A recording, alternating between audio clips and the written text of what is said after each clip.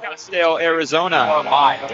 Get set for the Horizon to take on Pinnacle. It's the key matchup. The Huskies and the Pioneers coming to the stage 3-0. It's going to be a great game here tonight. My name's Eric Casson. I'm joined alongside my partner here, Zach. You said that you had some keys to this game. What are those keys? What do you think for today? Yeah, absolutely. And one of my keys to the game, it's going to be for Horizon.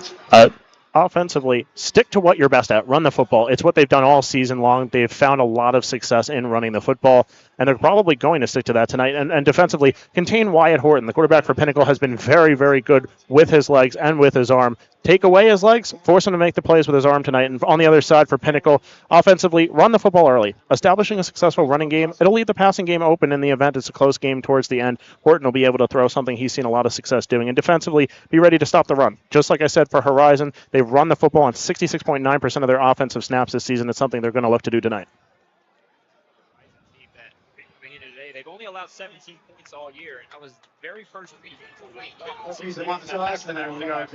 Against Willow Canyon and Pioneers will receive at the north end zone.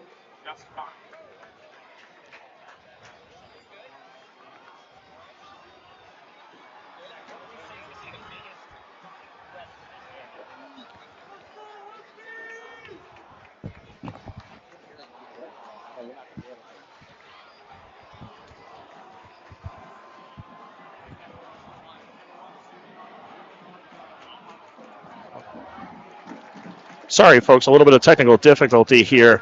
It's very loud here, and we're not able to hear so much. Go check out the 360-degree of the student section. the opposite side. The background is only going to get bigger. Tonight, let's get excited. These two schools, I should say, are very close to each other. Just look at the one right there. On the calendar for the schedule came out, really. Yeah, absolutely. And I talked to Coach Litton pregame, and he talked about what the game plan was coming into it.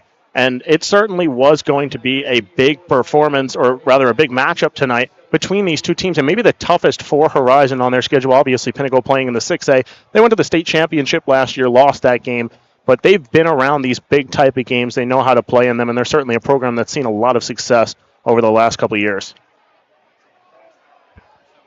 Big game tonight. We're just about set to kick it off here tonight. Canyon Floyd send it deep. Pinnacle will start at their 25. That's a touchback. Boyd pitch to the end zone. Pioneers will start at the 10 at around 14-yard line.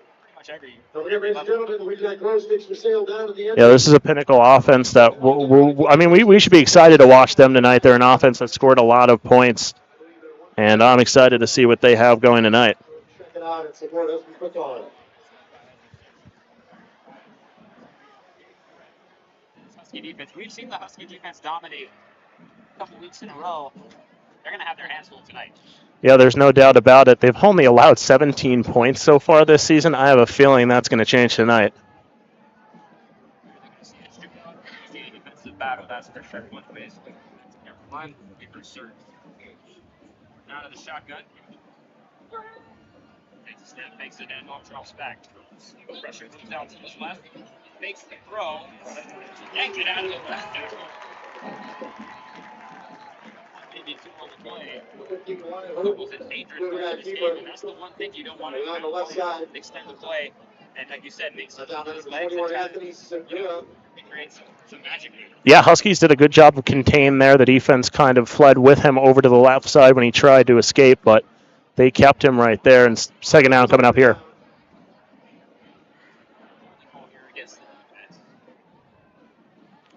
Penalty against the Huskies that will result in a Pioneer first down, 1st and 10 at their own 30.5-yard line.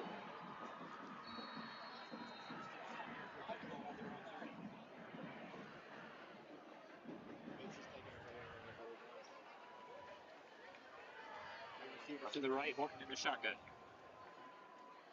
Snap. Fakes a handoff, throws it quickly over the middle. It's caught. First pass with the number 11. Jason Pena. Catch. Just like that, one play That's minus for the penalty. Pioneer. It's a 15-yard gain. Pioneer first down, first and 10 at their own 45. And a good read there by Horton, finding his receiver wide open over the middle. And that offense obviously moving quickly, a penalty, and then that 15-yard completion, 25 yards in not even a minute. 5 yards away from midfield at their own 45-yard line. Receivers to the left, to the right. Again, Horton in the shotgun, motion to his left. He's going to hand it off here on first down and take it down after a minimal gain. Yard gain on the play to the 48-yard line. 2nd and 7 coming up here for the Pioneers. Mason Hughes last week, the lead back, 14 carries, 104 yards, and 2 touchdowns for Pinnacle. So this is a run game that is very dangerous as well. And we'll keep an eye on Hughes tonight. Touchdown of the year so far. He's been really the lead back, like you said, in this offense. And now he's out here. Horton's got no one next to him or behind him in the backfield. Empty set here on 2nd down. Media in motion. Goes back. Horton drops back. Throws it over the middle, and it's caught at the 30-yard line, breaking it free and past the 25-yard line. That's going to be Mac Richards with the catch. His first catch after he had a big game last week. Was close to the red zone. Yeah, and as you said last week, Eric, 7 receptions, 108 yards for Mac Richards. He was phenomenal last week. He's been their leading receiver, 17 receptions, 268 yards, and a touchdown on the year. So look for Richards to be heavily involved in this offense tonight. Here, that Husky defense in danger of letting up their first points since opening week. 4 yards away from a score are the Pioneers. On first down, Horton, quarterback read, fakes the handoff and takes it for about 4 yards, gets to the 20-yard line, and puts them officially into the red zone, and that's Horton's first carry of the night. And despite gaining almost half of the needed yardage there, Horton has been so dangerous on the ground that any stop short of a first down is going to be good here tonight for Horizon. Here for Pinnacle as they are closer to the end zone. Again, in the shotgun, 2 receivers to the right, 1 to the left. Takes a snap. He's going to hand it off. Being met immediately by that Husky defense. Back to the original line of scrimmage, maybe a yard, 23-yard line. It's going to be a loss of 3 on the play. It's going to bring up a big 3rd down here for this Huskies defense. Yeah, and that was really a broken play from the start. That Husky defensive line was right up in the face of the O-line immediately on that snap, and they were right in the backfield ready to make the play.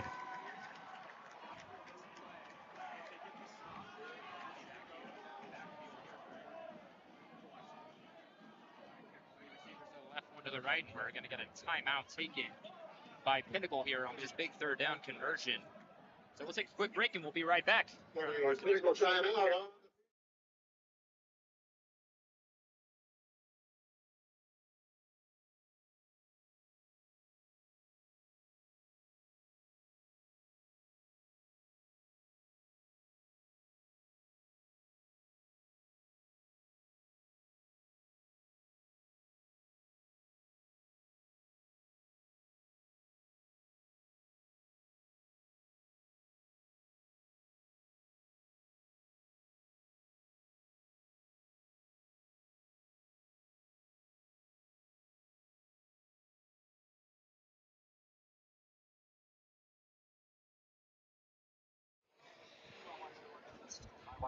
Back here for this crucial 3rd down here for Pinnacle.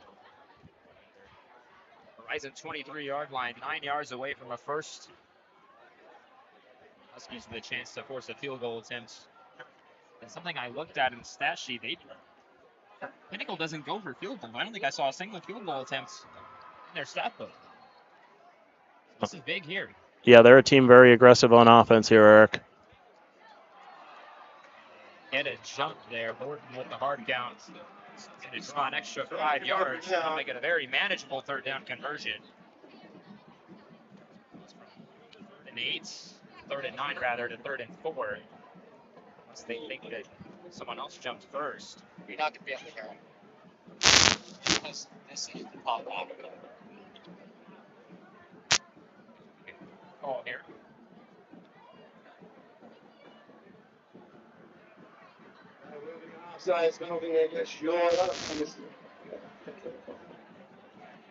It is an offside. It'll be a 5-yard penalty, 34 from the 18-yard line. Still an empty backfield for Horton. 2 receivers to the right, 3 to his left.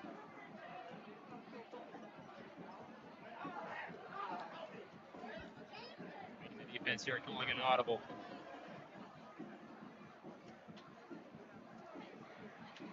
Horton on 3rd down. Nowhere to go, and he's tripped up in the backfield, and he's going to go down.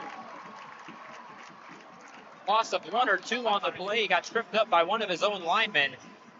It looked like he might have had some room to run, but some unfancy footwork there, and he ends up not getting the conversion. It's going to force a field goal attempt here, it looks like. Yeah, and that's obviously something we just talked about here, a team that doesn't really kick a lot of field goals, and we're going to see one here. So let's see if the unit's prepared for this one.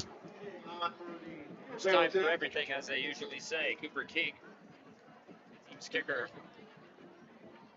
Attempt this. It needs to be about a 36-yard field goal attempt. But Pinnacle on the board first in this rivalry matchup. And the kick is away, and it is good. So Pinnacle strikes first. They're on the board.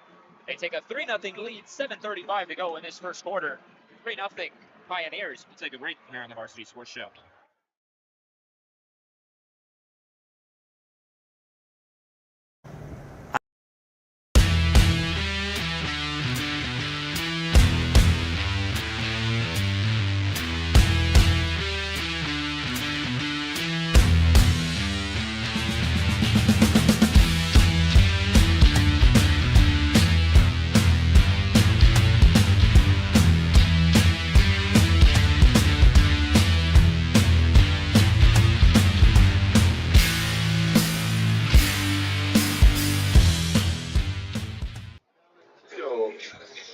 Back here at Horizon High School, 3-0 Pinnacle.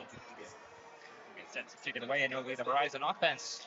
I guess to take the field now for the first time. What should we see out of them? Should we see an answer back? Yeah, I mean, this, like I said before, what we're going to expect to see is a lot of running. So we'll see how the run game succeeds early on in this game. Is Pinnacle prepared for that?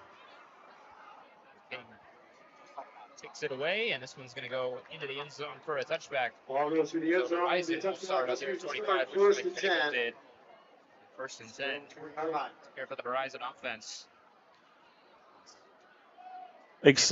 Sorry, Eric. Excited to see Zach Jones tonight. Jace Ashley obviously started out the year, spoke to Coach before the game, mentioned that he had got injured in the game against Mountain View, and they've really stuck with Zach Jones. He's been in there, and we're actually going to get Jace Ashley here, so a bit of an interesting situation.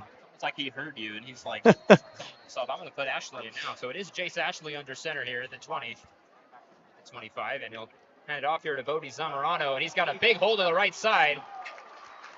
Past that first wave of defenders. He thinks left 8 or 9 on that run. What a good way to start. And like you said, a lot of running, and we see a good chunk of play there on 1st down. Yeah, Zamorano last week was pretty quiet. Only 7 carries for 51 yards and a touchdown, but he has been very active for this Horizon team this season. They're going to rely on him tonight if they want to get that run game going. You see this Horizon offense run a lot is the no-huddle, fast tempo. And on 2nd down, they hand it back to Zamorano, and he's wrapped up in the backfield. Loss of 5 on the play. Back to the 23-yard line. It's going to bring up a big 3rd down right away for this Pinnacle defense. Zamorano almost hit the hole there, and it's a good wrap up there by one of the defensive ends down there. Wrapped up his legs, and he had nowhere to go. Loss of about 5. We're going to 3rd and 7 at the 23. And I'm interested to see this decision here, Eric. Is Horizon going to throw this one, or are they going to run it on a crucial 3rd down early on? See for sure Zamorano to Ashley's left. Ashley drops back. Blitz coming, moves to his right. Scrambles, he's got running room. Gets past a couple defenders, and he's still going. Ends up getting to the 40-yard line. What a run there by Jace Ashley. So it was a drop back to pass. No one was available. He improvised, and he picked up a big first down. Yeah, and that's the ability that Jace Ashley had. We saw it opening week. He was unbelievable by using his legs, and that's what they've been missing over the last few weeks. Zach Jones doesn't have quite the same ability. Zamorano gets the carry here on 1st and 10. Dragged down to the ground at about the 28-yard line, an 8-yard gain. Much like his first carry, gets 8 yards on 1st down. So bring up a 2nd and short yet again. Stop. Second. This Husky offense continues to go fast tempo here. They're looking to keep this Pinnacle defense on their heels. And they hand it back to Zamorano on second down. Right at that first down marker. They'll see where they spot it. They're going to give him the first down right at midfield. First down for Horizon. They're right on the eve of Pioneer territory. Really healthy dose of runs here, obviously. Ashley had one drop back where it looked like he might throw but escape. Really curious to see when the first pass play comes. Obviously, Horizon loves to run this football. Ashley going to go under center here. He was in the shotgun. Now he'll toss it to Zamorano, who drops the football and is recovered by Pinnacle. A crucial mistake there. It was a toss play to Zamorano, and he dropped it, couldn't get the handle on it, and Pinnacle falls on it at the 47-yard line of the Huskies. And Pinnacle's going to have a short field here. And that's a crucial mistake that you have on just a toss play, really. Yeah, and that's not really a play that Horizon runs a lot, that toss out to the side. Usually it's a direct handoff to Zamorano. He has the speed to get to the boundaries. Obviously, they wanted to give him a little bit of a shortcut there, and a crucial mistake, and that's going to give the ball back to Pinnacle.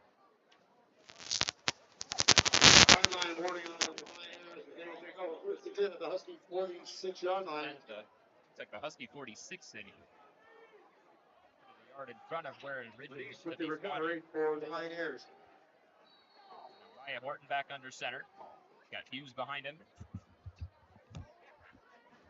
On first down, they hand it to Hughes. He gets met up right around the line of scrimmage. He'll get a yard to the 45-yard line. The Huskies there to take him down right away.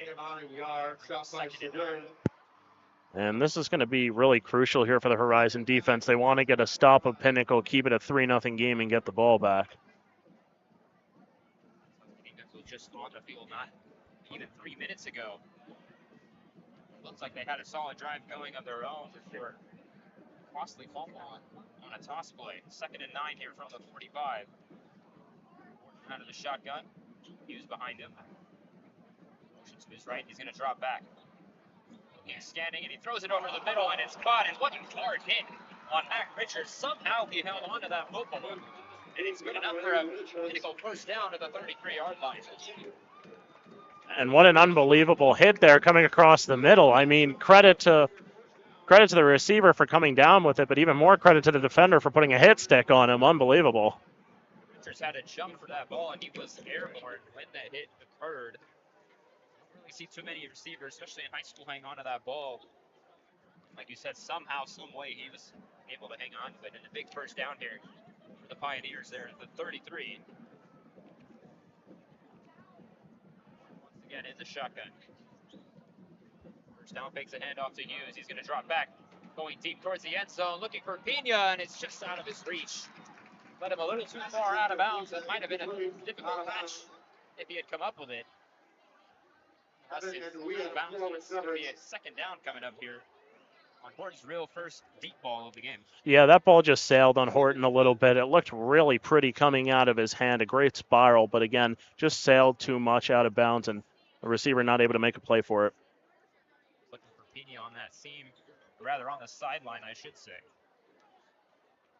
First drop back, first deep ball of the game. It'll bring up an incomplete pass, and 2nd and 10 from the 33.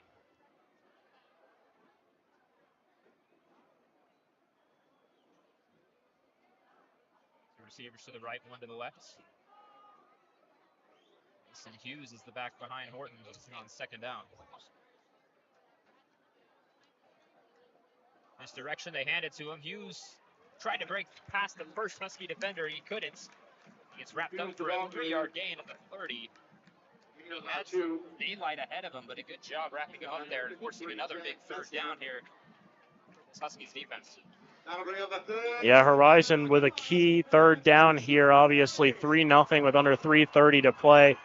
Curious to see the play selection here from Pinnacle. They've run the football a lot. They have a 3rd and medium coming up. Are they going to stick to it, or is Horton going to try and sling this one?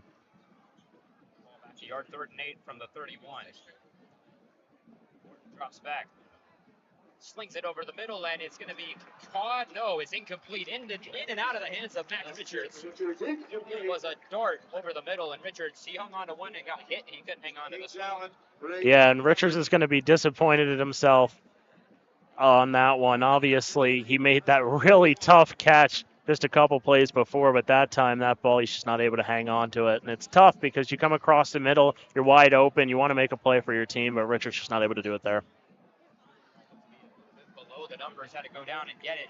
It looked like he cradled it into his body and just couldn't come up with it. So big fourth down here, and they're keeping the offense out there. And Horton out of the shotgun, fakes the handoff. And he's going to drop back. He's looking towards the end zone. He's got a man over there, and it's caught for the touchdown. That's Josh Pinder, the sophomore, with the reception. Pinnacle gets the first touchdown of the game, and all of a sudden they're up 9-0 with 3 minutes to go in the first. Yeah, and he really couldn't have been more wide open there. No defender in sight, blew right past the secondary, and Horton nearly overthrew him. Really a fingertip catch there in the end zone, but a great play nonetheless, and Pinnacle find themselves up 9-0 here. I mentioned it was another fourth down. Instead of kicking it, they went with the offense. And it paid off there. A great throw from Horton to Pinder. And about to hopefully go up double digits here are the Pioneers as King gets set to kick this extra point. It's up. And it's through. And just like that, Pinnacle jumps up to that double-digit lead. It's 10-0. 3:02 left in the first. We'll take a break. Here's Varsity Sports Net.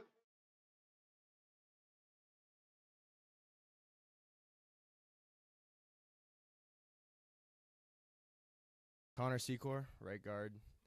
I haven't decided where I want to go to school yet. I like going to the gym a lot. It's my favorite thing to do. Name's Dylan Timmons. I'm a defensive end, and I want to major in probably business. Dylan Nolan Cook, offensive line. Be a pro golfer one day. Okay, I'll do. Favorite song? Oh man, favorite song? All Love by Lil Durk. Back here from Horizon High School, it's 10-0 Pinnacle. So we get near the end of the first quarter here as Pioneers get set to kick it away. Blasted a low kick here. It's still going to go into the end zone for a touchback. So they're looking to not duplicate the same thing they did on their first drive. It was a toss play to the right. Zamorano couldn't get the handle on it and turned into a turnover. For the Huskies, they're going to look to score on this drive. Yeah, no doubt about it. Zamorano actually had a pretty crucial turnover early in the game against Mountain View a couple weeks ago, and now came out here, and obviously that ball slipped through his hands and caused another fumble and points on the board for Pinnacle. So I really am looking to see how Bodie Zamorano responds on this drive. You know they're going to stick with him. They're going to keep giving him the ball, and he's going to be playing with a little bit more passion, a little bit more aggression against this defense. Chase Ashley out of the shotgun has Zamorano to his right. He's going to roll out that way on first down. Slings it, and it's going to be caught along the sideline. Making the catch there is Adam Wagner. He's just short of the first down at the 29-yard line. 9-yard gain there. Watch that. And that was the first true pass play of the game, and it was a beauty. No doubt about it. Last week, Wagner, 2 receptions, 84 yards, and 2 touchdowns. So last week, if you threw Wagner the ball, he was in the end zone and getting a touchdown. But he's been one of the more productive receivers for this team. Actually going to sling it out to the left, and it is a swing route there. Looking to hit Vincent Valentino. And out of his hands. Bring up a 3rd and short here. A swing pass, maybe a screen to the left side. So little too tall there for Valentino. I'll see if they go back to the run game here on 3rd down. Yeah, 3rd and 1. I absolutely expect them to run. The question is it Zamorano or Ashley carrying the rock? Ashley under center. Markovich, tight end, moves in motion. They hand it to Zamorano, and he's going to carry the crowd with him for a gain of 3 on the play to the 32. Good enough for a Husky first down. Big first down for the Husky offense. 2 yards again. Right, sticking to that fast tempo. Not quite a no-huddle offense, but definitely not taking too much time in between snaps here.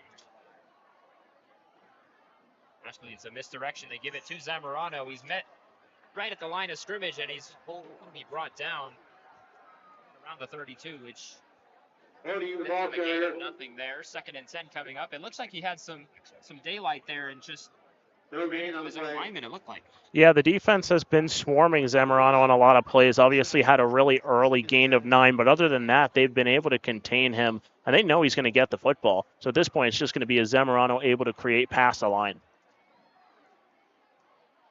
And Ashley almost fumbled the ball in the transition there. He's going to keep it on the quarterback option. It's maybe 7 yards from the 39-yard line. Almost another costly turnover there. Yeah, Ashley playing a little loose with the football there, obviously able to keep it and able to get a good gain. But despite that, he's very shifty in the open field. I mean, he's able to make defenders miss, and that's going to be something to watch tonight. They'll know when Jace Ashley is ready to run, but the question is, can anybody stop him? Third down here for this Husky offense, 3rd and 3 from the 39. They hand it to Zamorano, and he's met immediately in the backfield by 3 or 4 Pioneer defenders. Back at the 35-yard line. Loss of 4 on the play, and the punt team coming on here for Horizon. Yeah, and that was a very strange-looking exchange there, Eric. It looked like Ashley was leading Zamorano a little bit too much, a little bit of confusion there, and gave the defense an extra half second to jump on that play. 2 offensive drives here for Horizon. We saw that fumble right around midfield. Now we see a broken down play that turns to a punt play. Not the start you want if you're Horizon. Richards arranges to Lloyd on to punt this one away. Perfect.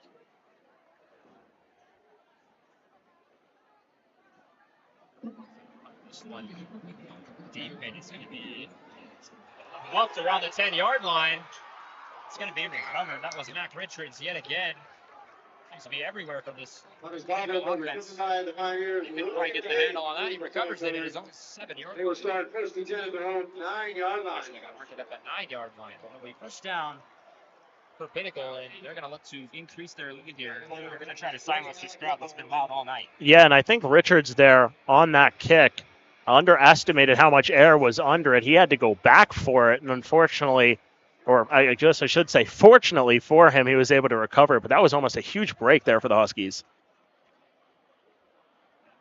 Got some hang time. He kicked it from about the 20-25-yard line all the way 10 yards from the end zone. So Morton and company will set up at the 9-yard line. Receivers to his right. He's got Hughes behind him. In the gun, they hand it to him. Met at the line of scrimmage. Maybe a loss of 1 on the play. Hughes was carrying. Up 2nd down and 10 from the 9 still. Loss of yards. See if they get another playoff before the quarter ends. 9-yard clock start. Tackle. Like they're going to. 2nd and 11. It's down to about 10 seconds. 2nd and 11. Second and 11. When we come back, as they look like they're going to drain this first quarter clock. They will. So at the end of 1 quarter, Horizon not on the board yet. And Pinnacle's up 10. The Pioneers. We'll take a break here on the Varsity Sports Show.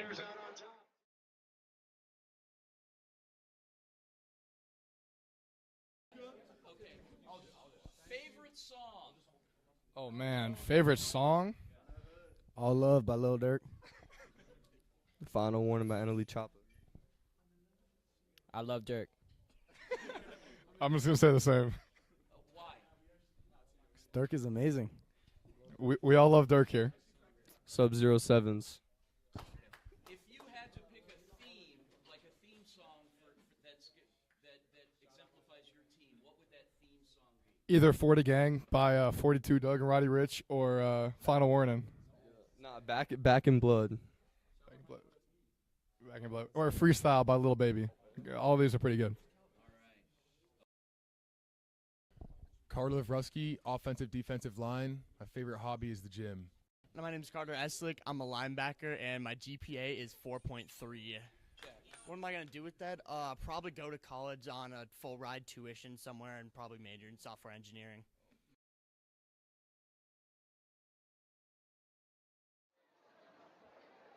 And we're back here at Horizon High School for the beginning of the second quarter. 10-0 Pinnacle. As they have 2nd and 11 from their own 8-yard line.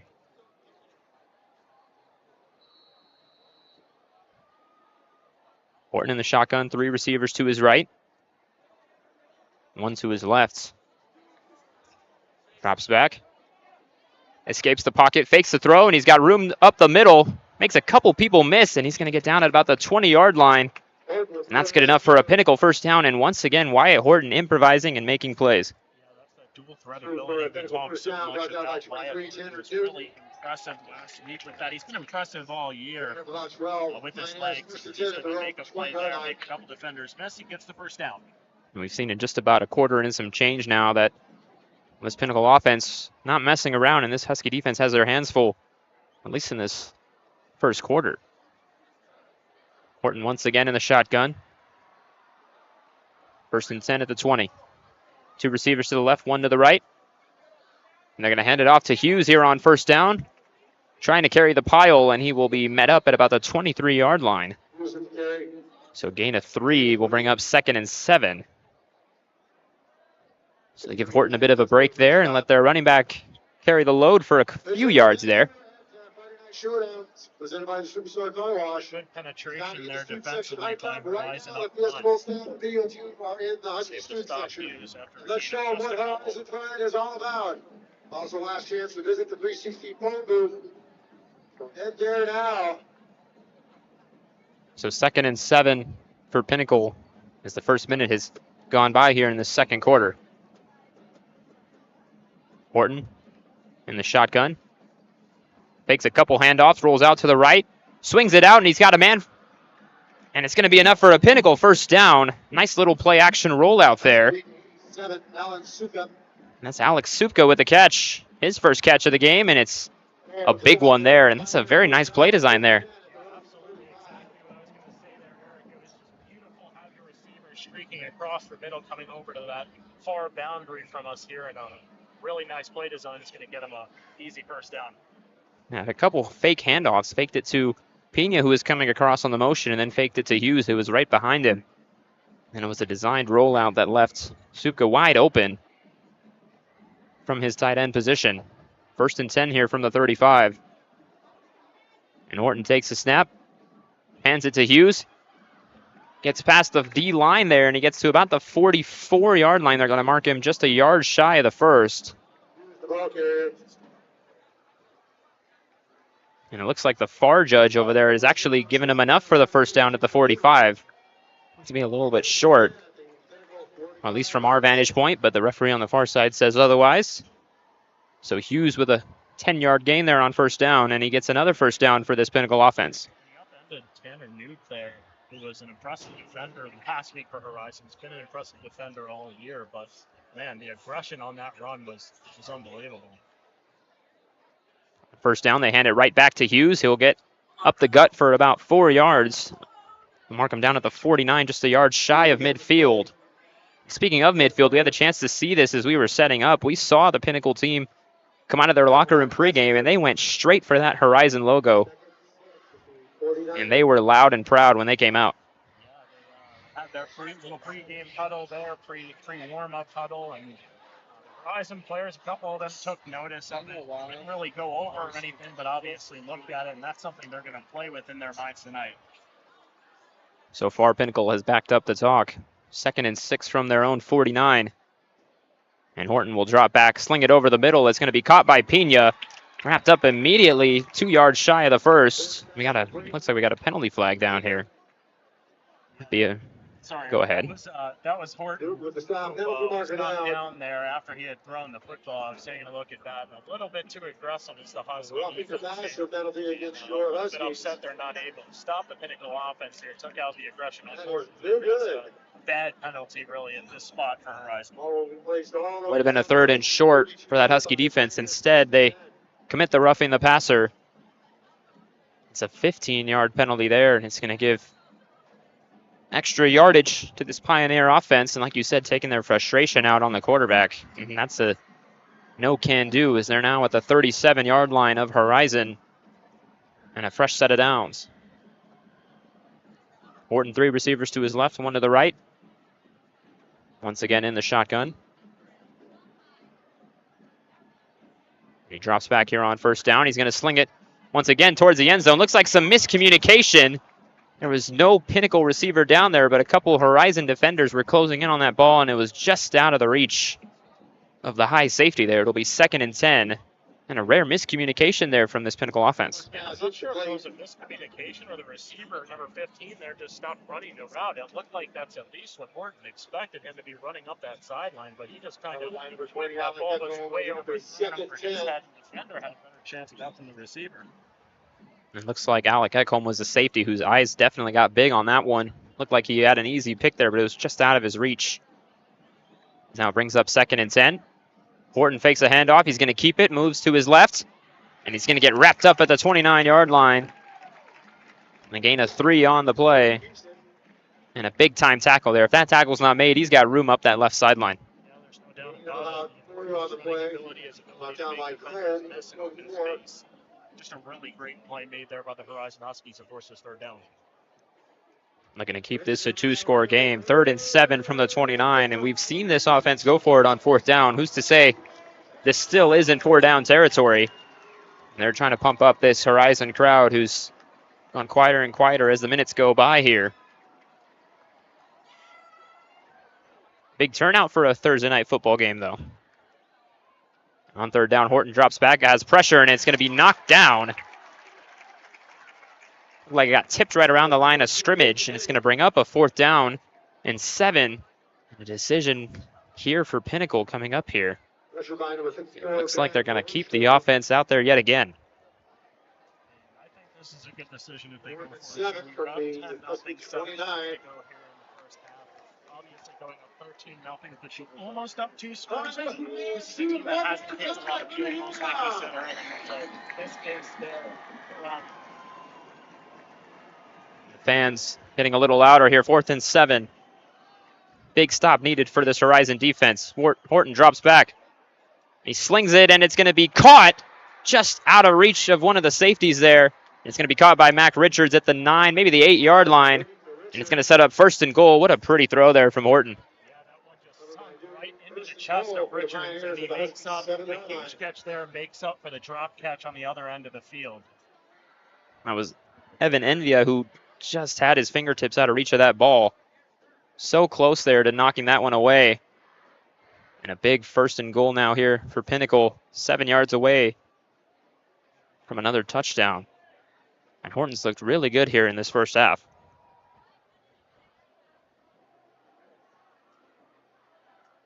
Two receivers and a tight end to his right, receiver to his left, and it looks like we're going to get a timeout. Looks like Pinnacle didn't like their own setup there. And while they take a break, we'll take a quick break here ourselves on the Varsity Sports Show.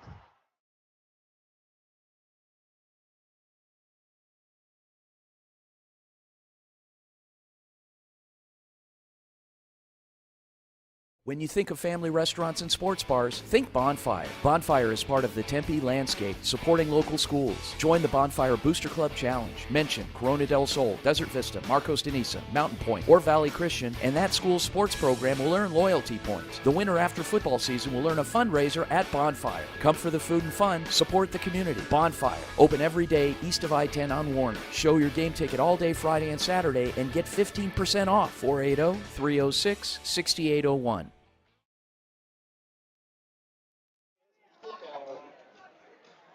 Back here from Horizon High School, and a 1st and goal coming up here after the Pinnacle timeout, where it looks like their offense wasn't quite set properly, and Dana Zupke came running down that sideline to take a timeout, and he didn't like what he saw at all. This is a big goal line stand here for this Horizon defense. They're in danger of going down 3 scores. Not even that, they're in danger of giving up as many points as they gave up all year, really. Horton in the shotgun takes a snap, fakes the handoff to Hughes, goes towards his right. He's going to be met right around the 5-yard line. Had made a couple people miss early on there, and he gets a gain of 3 on the play to the 4-yard line. 2nd and goal coming up here.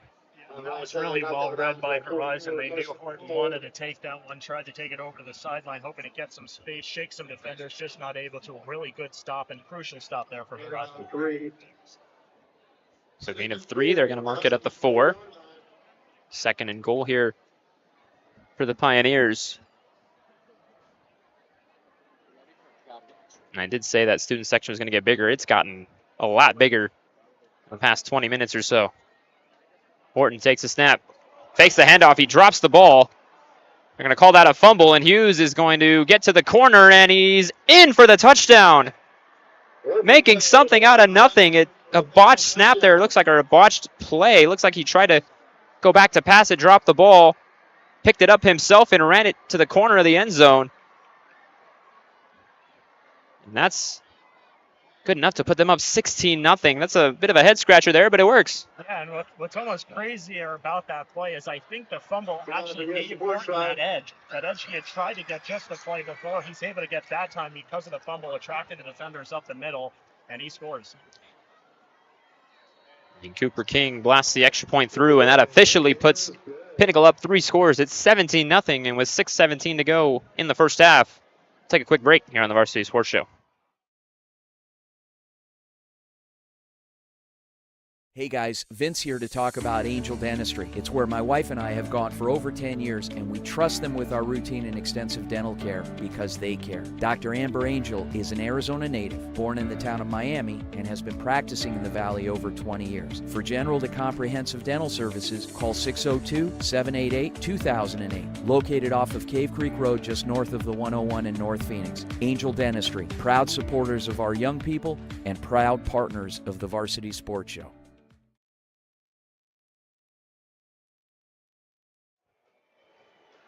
And we're back here from Horizon High School. Pinnacle up 17-0 as they get set to kick it away here. I know it's still a little early here, Zach, but you got to figure this Husky offense is going to be a bit in overdrive here as we get closer to halftime. Yeah, and this is something that Horizon hasn't experienced at all this season. Obviously, coming into this matchup, this was going to be one of their tougher matchups of the year. And a Pinnacle offense that's great, a Pinnacle defense that's been really, really solid. And you've seen it so far tonight. Pinnacle has kept Horizon off the score for the first 18 minutes or so. And we have to expect that Horizon's going to come out aggressive on the stretch. This is an unprecedented opportunity.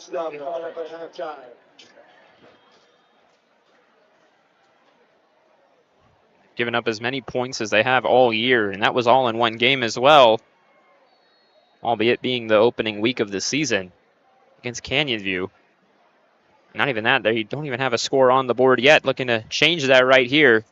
Their first 2 drives unsuccessful to turn that around here. Fake the toss, and Ashley, he's going to get grabbed by the face mask. Obviously unintentional there, but that'll grant them 15 yards and a first down. As Ashley was swarmed there immediately. It's like Jack Franklin was the guy committing the penalty, and he had Ashley wrapped up for an easy sack. And credit Ashley there for pretty much jumping into or ducking into that face mask. It's a free 15, and a first down at the 35. Critical mistake there. I mean, had that read all the way, had Ashley dead to rights, and you make a mistake like that and advance the Horizon offense 15 yards. So on first down, Ashley drops back, slings it to the left. It's going to be caught by Caden Cox. His first catch of the night, good for 8 yards. It's going to bring up a 2nd and short here at the 43-yard line. Caden Cox, he's been big the first few weeks in this offense as well, Zach. Sensational for this team and very important to what they're doing. And Zamorano gets the carry here, and he's met immediately in the backfield. Another broken run play. And Cooper King, who we just saw kick the extra point, was in there on that stop. And a loss of 4 on the play back to the 39. It's going to be 3rd and 6 for this Horizon offense. I was really intrigued when I was looking at the stats for last game. Cooper King, the kicker, 12 tackles and 3 sacks last week. I mean, he can do it all. He sure can. Ashley's going to drop back here on 3rd down, has some time, and slinging it down that sideline. It looks like Zamorano, the running back, was blanketed there. No chance for the catch. An incomplete pass will bring up another 4th down, and yet again, this Horizon offense stalls. Even after that penalty, essentially still a 3 and out, and the punt team comes on. Yeah, and the true issue really with that play was Ashley was so focused on going up the sideline to Zamorano, he didn't survey the middle of the field where he had all the receivers in space. Did not go through his progressions per se there, and he Might have had a couple receivers open over the middle. I mean, we're a little far up from our point of view. Definitely less blanketed than Zamorano was going down that left sideline. So Canyon Floyd on to punt it away. He sends it deep towards Mac Richards, who once again muffs the football. But thankfully for him, this one doesn't come back to bite him either. It's recovered by Pinnacle at their own 7-yard line. They got a penalty marker down as well. But going back to that muff, I don't think Mac Richards knew how much airtime that had and where that ball was carrying him. Yeah, there's no doubt about it. He's been underestimating Canyon Floyd's leg all night, and he's just been impressive. The ASU commit, has been great. So we await the penalty call here.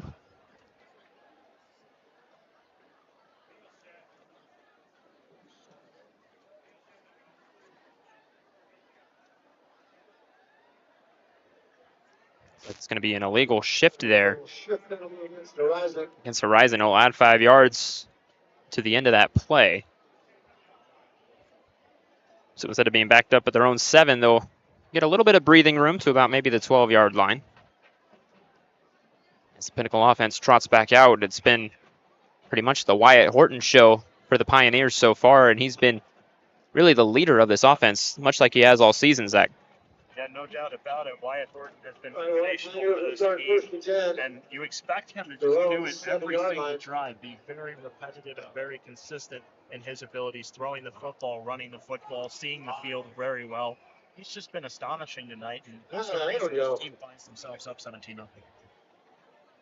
So they do. Almost was about to say, it didn't look like they were about to move the ball at all after that penalty. They ended up moving it right now last second. Thankfully before I said something about it. So it is 1st and 10 from the 12. And Horton back in the shotgun. 2 receivers to the right, 1 to the left. And he hands it off to Mason Hughes out of the backfield. First contact, and then he gets brought down at about the 14-yard line. 2-yard gain on the play. It's going to bring up 2nd and 8 from the 14. Seem to have the same pattern almost every time. They hand it off to Hughes, and they do some kind of, depending on the yardage on 2nd down, they seem to do either a pass or some kind of option. They always start the drive the same, though. I've seen at least. Yeah, no, I absolutely agree with you, Eric, and I'm going to go with you here. I think this is going to be some type of option play here. I think let's see. Horton again out of the shotgun. He's going to do a straight drop back, and he's going to go deep down the right sideline. And just out of reach there. Looking for Keenan Johnson. And that one just a little too long there, and it looks like Johnson couldn't quite get the handle on where that ball was. Looks like he lost it up in the night sky. And like you said, Horton throws a pretty ball, but the higher they go, I think the harder it is to see for these receivers. Yeah, Johnson was turning his head back and forth, thought he had a chance at that ball, but just turned the wrong way at the last second. They were not able to corral it, not able to spot it there. So a big 3rd down here for this Horizon. Very active. And another big 3rd down for this Husky defense. They've got Pinnacle backed up here.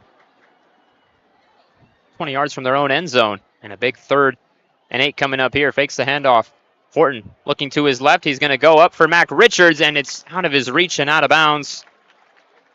Good coverage there by Evan Envia. It's going to bring up a big 4th down here. There in man-to-man on the receiver. He wanted to go right up that sideline and just not able to find his man, and Via was all over. Great coverage by him. And a big 4th down here. It's Pinnacle's first punt of the night, and sorry I couldn't hear you there, Zach. It's gotten so loud. That was the first big 3rd down stop, and it brought this crowd back to life just for a bit.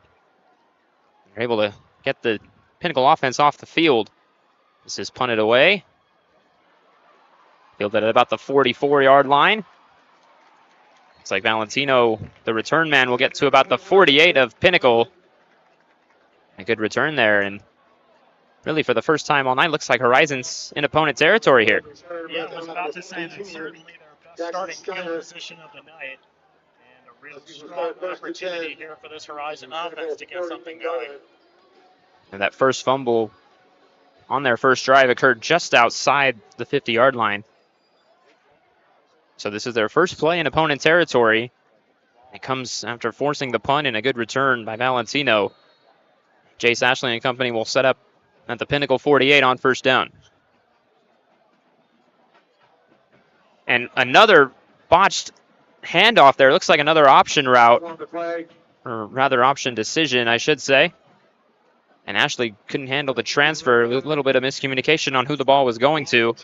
It's going to result in a 2-yard loss, but thankfully it doesn't result in another turnover. Sometimes that's the problem with those types of plays. You don't know whether to hand it off, take it yourself, and unfortunately for Ashley, almost a mistake there, but able to recover it on the ground. So 2nd and 12. Now back at midfield.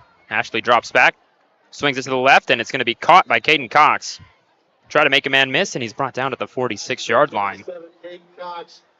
Almost made a quick move there to break the first defender and ends up slipping a bit, but still secured the catch nonetheless. And another 3rd and long coming up for this Horizon offense. Yeah, those one-play mistakes really mounting here for Horizon and causing them to go 3 and out. So we'll see if they can get it here on 3rd down. 3rd and 8. Ashley drops back, hit as he throws it up. And is it caught? No, it hit the ground first. Valentino went back to get it, as Ashley was hit as he let that ball go, and it was wobbling up in the air. Just a half second late was Valentino. Couldn't quite get to that ball before it hit the ground, and it'll bring up 4th and 8. Yeah, the traffic hazard there in front of Ashley. All the defenders up in his face. He should just lob it up there. Hope Valentino would make a play. He almost did, but the ball falls to the turf incomplete. So a big 4th down for this offense. They're not going to punt it again. They're going to go for it here, as they're in opponent territory. Why not? 2:52 left in the first half.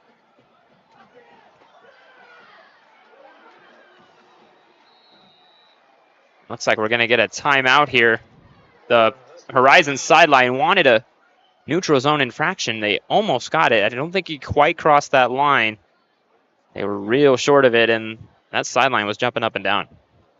Yeah, I thought from my vantage point, it looks like he just got over that line, but as I mentioned earlier, ladies and gentlemen, our first responder oriented military. They're going to take a timeout, talk things over. They wanted him to jump off sides there. They were trying to get him off sides, just weren't able to. They were oh so close as well, and like you said, from our vantage point, it looks like he just crossed that line. It's so hard to tell if it does or not. They almost benefited from that. It was going to remain 4th and 8 from the 46 of Pinnacle. I'm interested to see if they send the offense back out there. Like I said, this close to halftime. Pinnacle, the one thing about Pinnacle's offense, they have taken their time going down the field as well. So with 2:52 to go, it's no guarantee they're going to get a touchdown the way that they've been moving the ball. So why not go for it? Leave that offense out there, and I think this is a good decision. We need to get something going on offense, need to have some type of momentum heading into this locker room and into halftime. So 4th and 8 here. Ashley once again out of the shotgun. 2 receivers to the right, 1 to the left. Markovich moves in motion, so does Zamorano as he comes alongside Ashley. It's a rollout play to the right. Looking for somewhere to go with it. Breaks 1 tackle, and he's going to fling it. And just out of reach of Valentino, somehow Ashley was able to find an open man. Just a bit too tall there for Valentino, and he could not corral that one. So close to the first down there. That was almost a heck of a play there. Yeah, Jace Ashley, really impressive despite the incompletion, the ability to look downfield. He knew he wasn't going to be able to break this plane of defenders in front of him. Looked for Valentino, and it was a very catchable ball there for Vincent Valentino. He just couldn't come up with it. Just went off the fingertips, and he couldn't quite bring it back down. And a turnover on downs will give Pinnacle the ball at their own 46-yard line as they look to effectively end the first half with a score. You don't want to give the ball back to Horizon with a chance to get momentum. And once again, Wyatt Horton back out there in the shotgun. Pena in motion. Fakes the handoff to Hughes. Wanted to swing it, and instead he's going to dump it off. And being met immediately at the line of scrimmage is Spencer Halverson, the backup running back. Gain of 2 on the play. And a bit of a triple option there. He had an option to hand it off, swing it to the right, or dump it off on the screen. And I don't think any of those would have worked, really. The Horizon defense did a great job of swallowing everything up, but I don't think Horton really wanted to go there. He was just pressure right in his face, and he had to get rid of that football. But a good job by him to find a completion and not take a sack there. 2nd and 8 now for Pinnacle. Once again, Pina in motion. Horton fakes the handoff. And Pina gets it, and he runs into his own quarterback, and now he's going to try to make something happen. And thankfully, he's able to get back to his own line of scrimmage. A bit of a confusing play there. It looks like Pina didn't know which way to go, ended up running it into his own quarterback.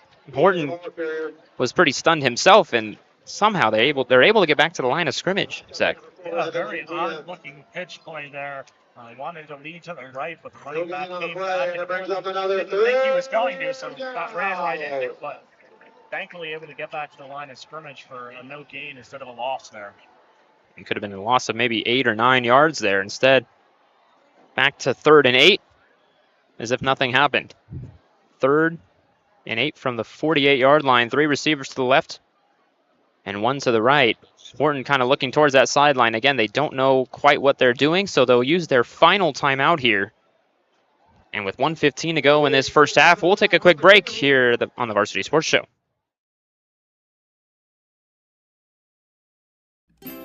Hey everyone, my name is Jason Goldie from the Varsity Sports Show.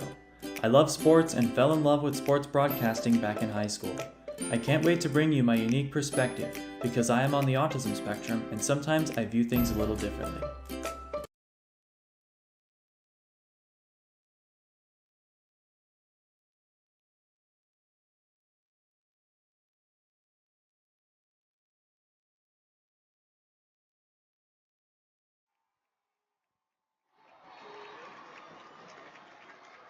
We're back here for a critical 3rd down. 3rd and 8 from their own 48 for Pinnacle as they look to end the first half with a score. It's been all Pinnacle in this first half as the crowd looks to get back into it. What is a hot Thursday night here in Scottsdale. Temperatures didn't quite get to 100 today, but it still feels like it is. We sure are feeling it here. 3rd and 8 now from the 48. Horton in the shotgun, 3 receivers left, 1 to the right. Changing the play at the line. And on 3rd down, he drops back, blitz coming. He's going to throw it up there last second. It's out of reach of Mac Richards, the intended target. And the first time, really, the Horizons brought heavy pressure, and it works. Forces a long throw and an incomplete pass, and now the punt team comes out. Tell Pinnacle was trying to get that first down. They could have ran it. We would have been able to run the clock out a little bit more, but the incompletion forces a clock stoppage. So at 70 seconds to play, Pinnacle's going to punt this back and give Horizon a chance to go down the field. It's their first points on the board. Vincent Valentino, the return man back there for Horizon. 1:10 to go in this first half as Pinnacle was forced off the field here, and they'll be forced to punt it away and give Horizon a chance. This one's kicked away towards the sideline. He's telling his own guys not to run into it, and a good job there by Valentino to kind of almost go right on top of his own player there to make sure he didn't go after the ball as he looks like he was headed that way. It's a heads-up play there from your senior returner. Lead over to the right by the punter, and the ball kicked, and it was right near the Horizon player there, and like you said, a great play there by Valentino. Very heads up and gives the opportunity here for the Huskies with 62 seconds to play. 2 timeouts left here for Horizon, and they set up at their own 20 as if it were a touchback. Definitely trying to get into field goal range to make this a 2-score game before halftime with some kind of momentum. Chase Ashley in the shotgun has Zamorano to his right. He's going to fake the handoff and go right up the middle. Makes a couple people miss. And a good run there by the quarterback. Gets about 12 yards to the 32-yard line. Just like the PA announcer, they good shake and bake there. Gets him 12 yards and a first down. Yeah, there's the ability there by Chase Ashley in the open field to shake and bake defenders.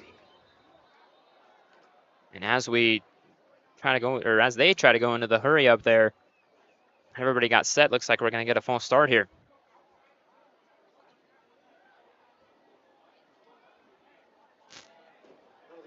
False start against Horizon. First and 15 for the 27. So it is a false start. First and 15 now from the 27-yard line. 47 seconds to go in this first half. And Chase Ashley looking to get the Huskies on the board here before halftime. 3 receivers to the right, 1 to the left. Ashley drops back. Pressure coming. He's going to roll out. And he's going to throw it on the run, and it's going to be caught. Adam Wagner with the catch, and he gets back to the original line of scrimmage at the 32 as the clock keeps ticking. 22 seconds and counting. And even with 2 timeouts, looks like Horizon playing a bit conservative here. 13 seconds left and counting. As Ashley takes a snap, he's going to roll out to the left. Now goes back the other way. And being brought down by the horse collar there, that's going to draw a penalty. Brought down behind the line. 33. Pretty obvious horse collar there, and that'll give them some kind of shot here with 2.6 to go. And Cooper King, the kicker that we've talked so much about him, especially him being on defense. Heck of a play to get the pressure, but fortunately brought him down by the horse collar. Yeah, and Jace Ashley, he's been under duress. I mean, especially in the last 2 plays, he's had defenders up in his face, pushing him to escape. And that horse collar is in a little bit better position here, but only 2.6 seconds to play on the clock. We'll see if they can make anything of it. Definitely in Hail Mary territory here. 47-yard line, 2.6 to go. They had 2 timeouts. I'm surprised they didn't take at least one of them to give them some sort of hope to have a shot. But now you got to take your last shot here with 2.6. Maybe hope for a PI penalty or some kind of defensive penalty to keep the drive alive and keep time on the board. Ashley drops back. 3-man rush. He's going to step up and he's going to fling it as far as he can. Tipped, and it's going to be caught, but brought down at the 5-yard line. Oh my goodness, Horizon almost ended up with the miracle of a touchdown. Vincent Valentino seems to find the ball quite a bit in this game. Almost ended up with a miracle touchdown, and if they were 5 yards closer, that would have been a touchdown. Yeah, I mean, what an impressive throw there by Jace Ashley. Pressure, he steps up, he gets hit as he throws, and he's able to get that ball all the way down near the 10, and Valentino just not able to escape the grasp of the defense. And what has been a first half dominated by Pinnacle, almost a positive note there for Horizon for them to end on. As both teams head into the locker room, I should say. 17-0 in favor of Pinnacle. And as we take a break here, we'll also take a break on the Varsity Sports Show. We'll be back for the third quarter.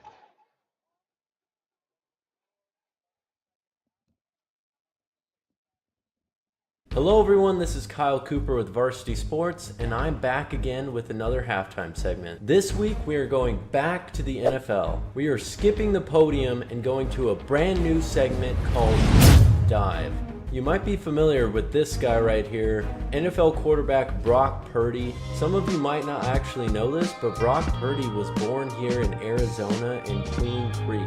He made his name known throughout the state back in 2015 through 2017 as the quarterback for Perry High School. Now, right after his sophomore year in high school, the AIA actually adjusted the region so Perry could be placed in the 6A Division Premier Region. The 6A region ranks as one of the toughest regions in all of the United States for high school football. During high school, Purdy competed against some top-tier competition in playing Chandler, Hamilton, and Basha. You might be familiar with those schools.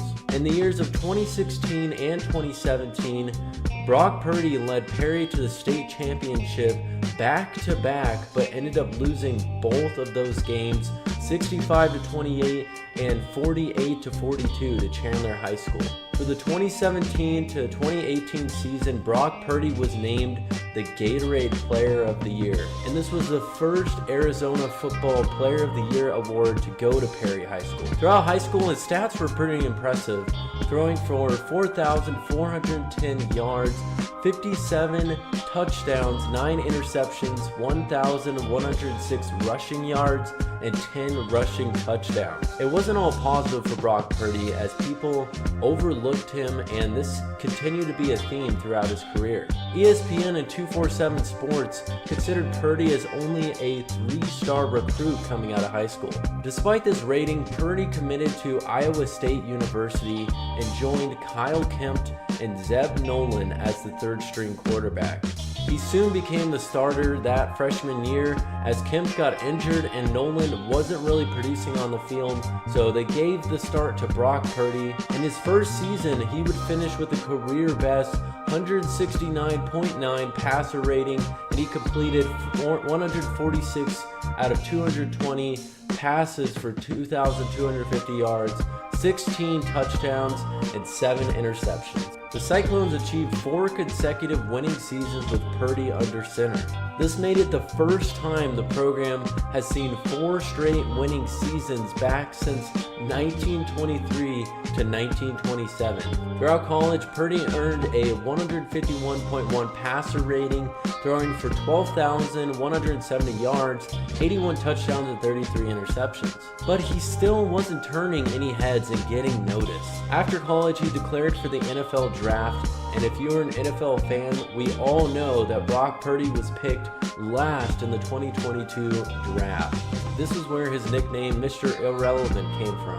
The 2022-23 season for the 49ers was a great one as they had the #1 defense in the NFL and a really star-studded offense as well. After promising young quarterback Trey Lance went out with an injury in week 2 of the season, Jimmy Garoppolo took the job but only lasted till week 13 of the season. After Garoppolo suffered a foot injury, Brock Purdy came into the game, and this is where he would make a name for himself in the NFL.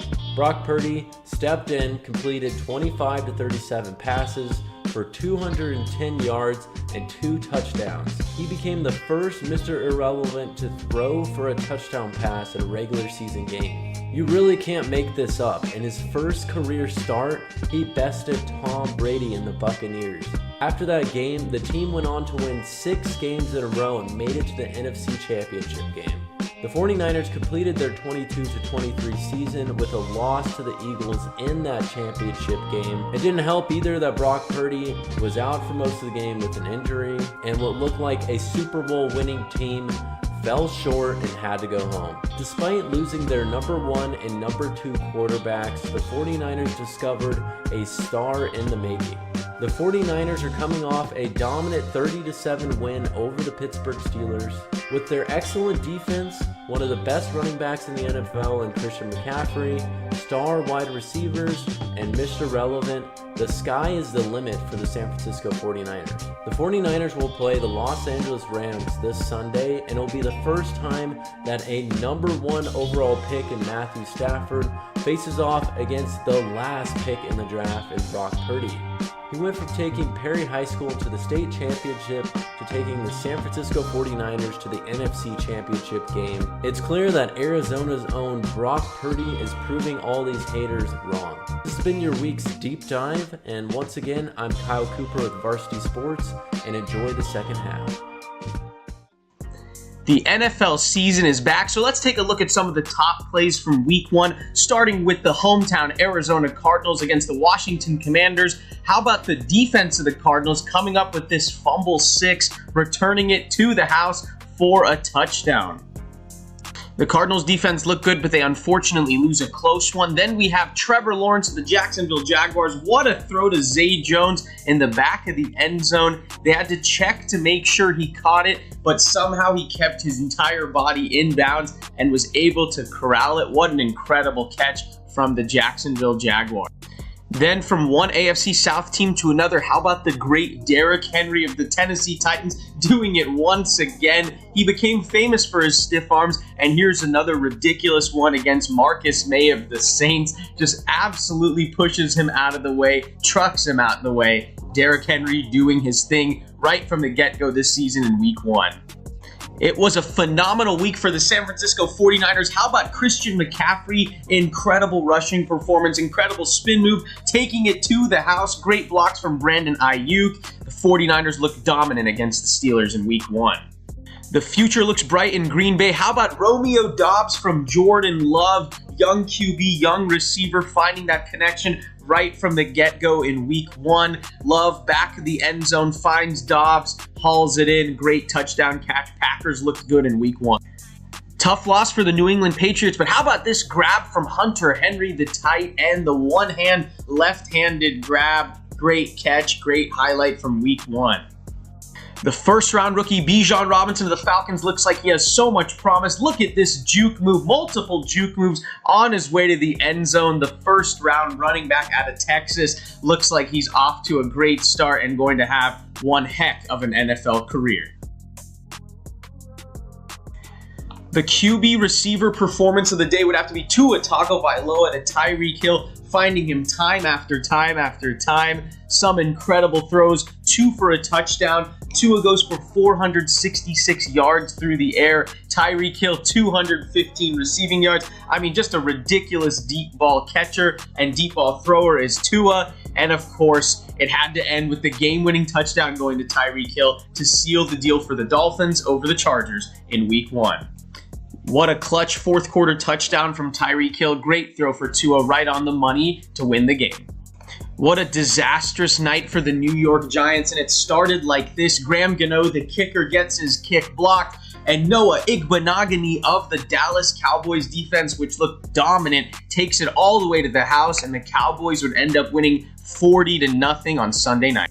Let's just say Garrett Wilson has a bright future. What an incredible catch. Maybe a catch of the year candidate already in week 1. Just ridiculous stuff from the young receiver. Zach Wilson finds him in the back of the end zone. Somehow he juggles and hauls it in and finds a way to hang on. He just kind of stuck his arm out but found a way to control it to the ground and not lose it. Just unbelievable stuff. It was a tough opening night for the Jets after losing Aaron Rodgers to that terrible injury, but how about the rookie Xavier Gipson in overtime returning a punt for a touchdown to win the game for the Jets? Just an incredible return. Only the 3rd return touchdown to win a game in overtime to start off the Jets season 1-0. I'm Jason Goldie for the Varsity Sports Show. Fall ball starts this week for community colleges around the valley. I recently met up with interim head coach Ty Gavin of the Scottsdale Community College baseball team to talk about the upcoming season. How does the team look this season? Yeah, so on the offensive side, we are a little bit more mature. We have a good group of sophomores, some returners from last year, and then on the pitching side, it's a lot of new faces. So we're excited to get these guys going, and so far it's been a really hard-working group. So we're excited to kind of see how much better we can get this fall, and then obviously when springtime comes, ready to compete there and have a quality team. I think with the group of guys we have, that we can push this thing as far as we can, as far as a conference championship goes. So that's the ultimate goal. Your first fall ball game is this Friday against Phoenix College. What do you expect to see from the team? Just a lot of hustle, honestly. That's the main goal is to right now just kind of see what type of people we have. The baseball, we're still early in the development portion of the fall, so really just trying to see what our character is, and it kind of goes back to those core values I talked about. Can we show some toughness out there? Can we show a team first mindset, some accountability, and then commitment level? But really just trying to work on the person right now and establish those core values. Any last thoughts? No, thank you for the time, and would love to have a good crowd out at these games. These guys work very hard on the field and in the classroom as well. So when we start playing games, obviously the more people that are out to watch them, the better it is for the guys, and the better atmosphere they get to play on. So we're looking forward to having everyone out this fall and spring. Thank you, Coach Gavin. Good luck this season. Thank you. Appreciate it. And there you have it, straight from the coach's mouth. Again, community college fall ball starts this week. For the Varsity Sports Show, I'm Jason Goldie. Hello, everyone. Hey guys, Vince here to talk about Angel Dentistry. It's where my wife and I have gone for over 10 years, and we trust them with our routine and extensive dental care because they care. Dr. Amber Angel is an Arizona native, born in the town of Miami, and has been practicing in the Valley over 20 years. For general to comprehensive dental services, call 602-788-2008. Located off of Cave Creek Road just north of the 101 in North Phoenix. Angel Dentistry, proud supporters of our young people and proud partners of the Varsity. When you think of family restaurants and sports bars, think Bonfire. Bonfire is part of the Tempe landscape, supporting local schools. Join the Bonfire Booster Club Challenge. Mention Corona del Sol, Desert Vista, Marcos de Niza, Mountain Point, or Valley Christian, and that school's sports program will earn loyalty points. The winner after football season will earn a fundraiser at Bonfire. Come for the food and fun, support the community. Bonfire, open every day east of I-10 on Warner. Show your game ticket all day Friday and Saturday and get 15% off. 480-306-6801. Hi everyone, my name is Jackson Webster and I'm a senior at Arizona State University's Walter Cronkite School of Journalism and Mass Communication. This semester I will be joining Varsity Sports Show as a social media manager. I'm excited to promote and make engaging and informative content this semester. What's inside you? Unlocking the greatness inside you means digging deeper and going further than you can on your own. Banner Sports Medicine High Performance Center uses the latest technologies to train the athlete in all of us. Unlock the greatness inside of you. Hey everyone, my name is Jason Goldie from the Varsity Sports Show. I love sports and fell in love with sports broadcasting back in high school. I can't wait to bring you my unique perspective because I am on the autism spectrum and sometimes I view things a little differently. My name is Kyle Krikorian and I'm a sophomore studying journalism at the Walter Cronkite School of Journalism and Mass Communication. I am thrilled to join the Varsity Media Foundation as a technical director following Horizon High School football this fall. You can find me on Twitter and Instagram at Kyle Krikorian.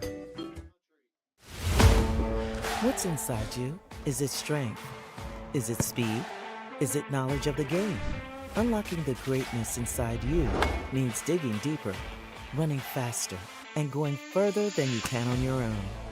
Banner Sports Medicine High Performance Center trains the athlete in all of us with technology, techniques, and hands-on experience customized to you.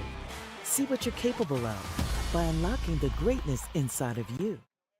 Hey guys, Vince here to talk about Angel Dentistry. It's where my wife and I have gone for over 10 years, and we trust them with our routine and extensive dental care because they care. Dr. Amber Angel is an Arizona native, born in the town of Miami, and has been practicing in the Valley over 20 years. For general to comprehensive dental services, call 602-788-2008. Located off of Cave Creek Road just north of the 101 in North Phoenix. Angel Dentistry, proud supporters of our young people and proud partners of the Varsity Sports Show. When you think of family restaurants and sports bars, think Bonfire. Bonfire is part of the Tempe landscape, supporting local schools. Join the Bonfire Booster Club Challenge. Mention Corona del Sol, Desert Vista, Marcos de Niza, Mountain Point, or Valley Christian, and that school's sports program will earn loyalty points. The winner after football season will earn a fundraiser at Bonfire. Come for the food and fun, support the community. Bonfire, open every day east of I-10 on Warner. Show your game ticket all day Friday and Saturday and get 15% off. 480-306-6801. Hi everyone, my name is Jackson Webster and I'm a senior at Arizona State University's Walter Cronkite School of Journalism and Mass Communication. This semester I will be joining Varsity Sports Show as a social media manager. I'm excited to promote and make engaging and informative content this semester. What's inside you? Unlocking the greatness inside you means digging deeper and going further than you can on your own. Banner Sports Medicine High Performance Center uses the latest technologies to train the athlete in all of us. Unlock the greatness inside. Hey everyone, my name is Jason Goldie from the Varsity Sports Show.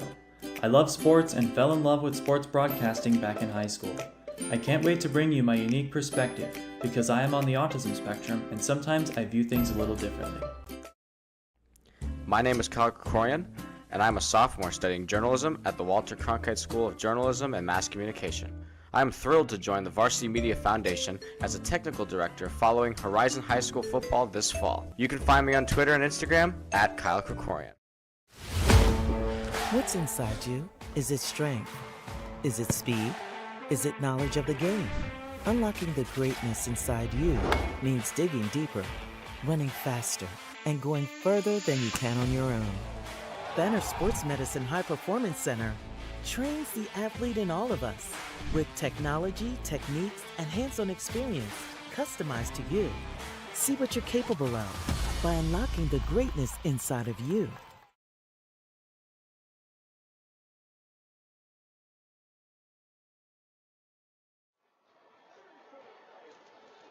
And we're back for the second half here at Horizon High School in a game that's been dominated by the Pinnacle Pioneers, 17-0 as we enter this third quarter. Once again, I'm Eric Castellon, joined alongside Zach Mott. And Zach, I know you had keys to the game going into the game. I gave you a little bit to think about it. What are the keys to the second half for both teams? Yeah, I mean, for the Horizon offense, they're going to start out with this ball pending some big error here on the kickoff, and they're going to need to get on the scoreboard. They're down 3 scores, 17-0 at this point.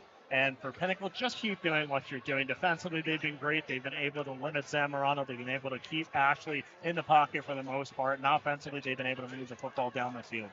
It's going to be an interesting second half, to say the least. Horizon definitely going to be on the offensive as they're going to get this second half kickoff. And it was a really promising start. They had a first drive that was around midfield and then just a bad toss play that Bodie Zamorano couldn't get the handle on. And ever since then, it's been really all downhill and almost a miracle ending to that first half. Saw a Hail Mary attempt come up 5 yards short. So they've had their chances. They've definitely had their chances. And we're going to see if they can turn that into points here as we get this second half underway. As Cooper King gets ready to drill this one downfield.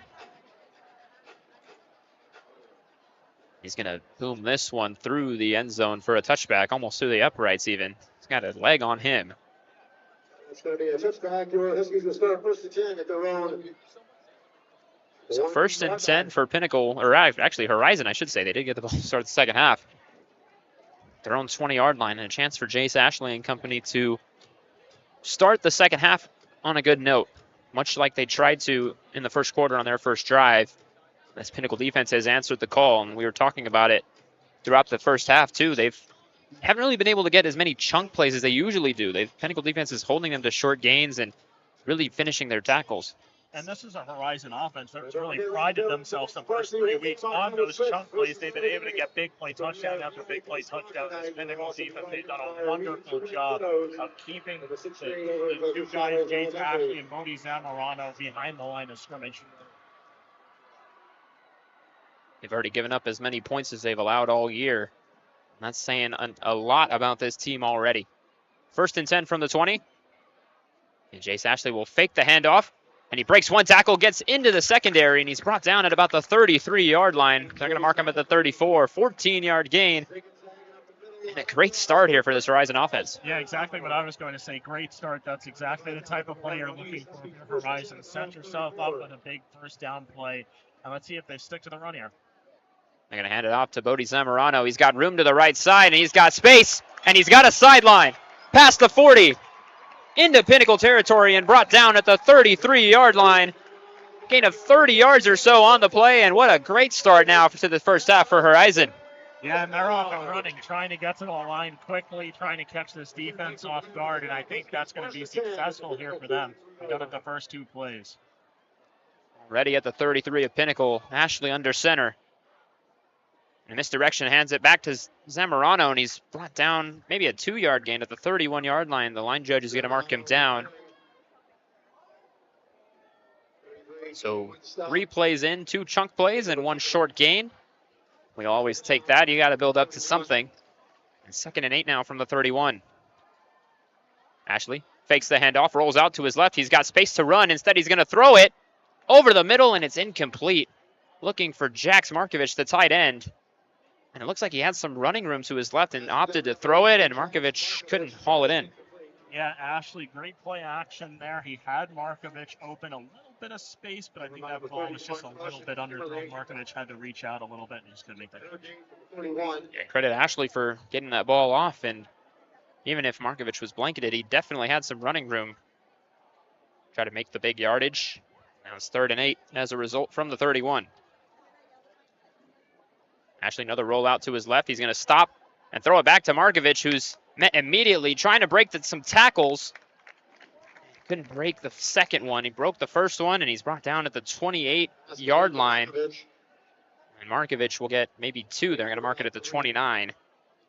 So it's going to be a big 4th and 6 coming up here. You have really no choice but to keep the offense out there. They've gotten some chunk plays already. They're going to look to start this third quarter off on the right foot. Need a big 4th down conversion here. 2 receivers to the left and 2 tight ends as well. Ashley, roll out. And he's going to fall down. He tried to regain his footing and go the other way, and he's dropped down at the 42-yard line. And they're actually going to give him forward progress at the 40. Loss of 11, and that's going to be a turnover on downs. What happened there, Zach? Yeah, I mean, Ashley and the Horizon offense ran almost the same identical play 3 times. They know the line can't hold up against this Pinnacle D-line, so they want to get him out in space where he'll be able to make a throw. But the problem is Pinnacle knew which direction he was going every single time. He kept leading out to that left side and play action, hoping to hit a receiver, and they had it really well read that time, and Jace obviously not able to escape the defender. So another start, or another Horizon drive that just came up short when it looked like it was a great start. And the handoff here to Mason Hughes on 1st down for Pinnacle. Spins past a few people, and he's brought down at the 43-yard line. Going back to that drive. And yet again, just like that first drive they had in the first quarter, they started off hot, had a couple good chunk plays, and got past midfield. They got almost to the 30-yard line, past it actually. And then just ran into some their own issues, really. Just like you said, calling the same play 3 times, and then Ashley losing his footing didn't help at all either, even though he was pretty well swarmed on that 4th down play. Yeah, and this Horizon offense is not much prepared to throw the football down the field. It's not something that they have a very big strength at. Zach Jones a little bit better than Jace Ashley in that aspect, at least that we've seen so far, but Ashley just hasn't been able to set his feet and fire this ball with the pressure in his face. So Horton will hand it off on 2nd down and getting the carry and taking it to about the 49-yard line. Very close to a Pinnacle 1st down. It's going to be Gavin Hanna, I believe he's the 3rd-string running back on this Pinnacle offense, getting the carry there, and he gets a good chunk of yardage, and it'll be a very manageable 3rd down here for Pinnacle. 3rd and 1, a yard away from midfield, and this defense has to make some kind of stand here to try to get their offense the ball back. 3 minutes into this 3rd quarter.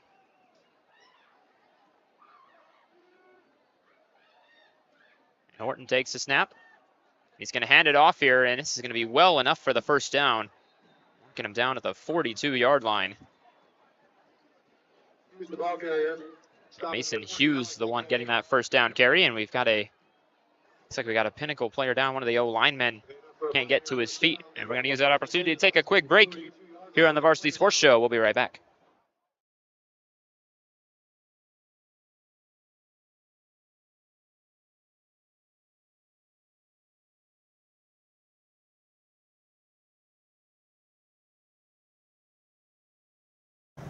I'm Jason Goldie for the Varsity Sports Show. Fall ball starts this week for community colleges around the valley. I recently met up with interim head coach Ty Gathen of the Scottsdale Community College baseball team to talk about the upcoming season. How does the team look this season? Yeah, so on the offensive side, we are a little bit more mature. We have a good group of sophomores, some returners from last year.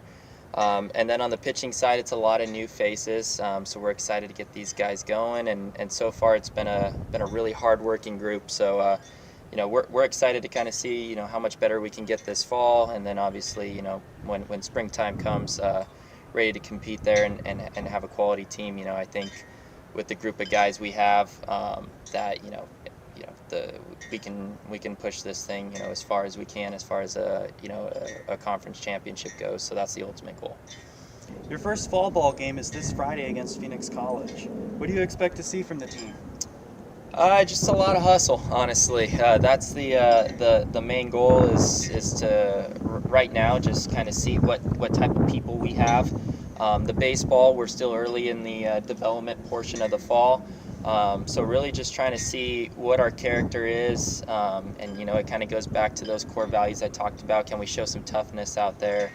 Can we show a team first mindset, some accountability, and then commitment level? But really just trying to work on the person right now and establish those core values. Any last thoughts?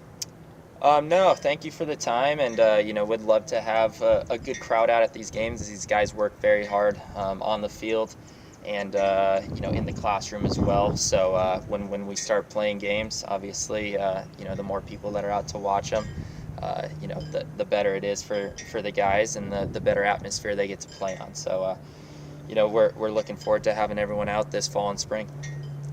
Thank you, Coach Gavin. Good luck this season. Thank you. Appreciate it. And there you have it, straight from the coach's mouth.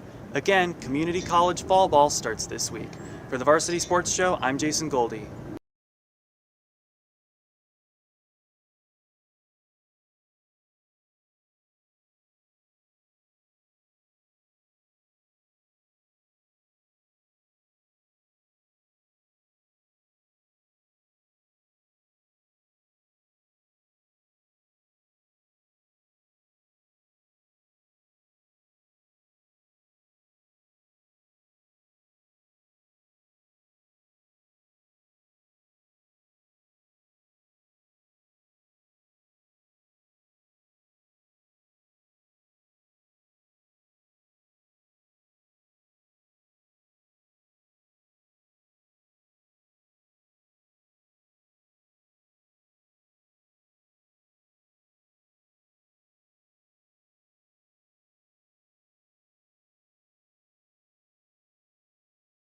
Ladies and gentlemen.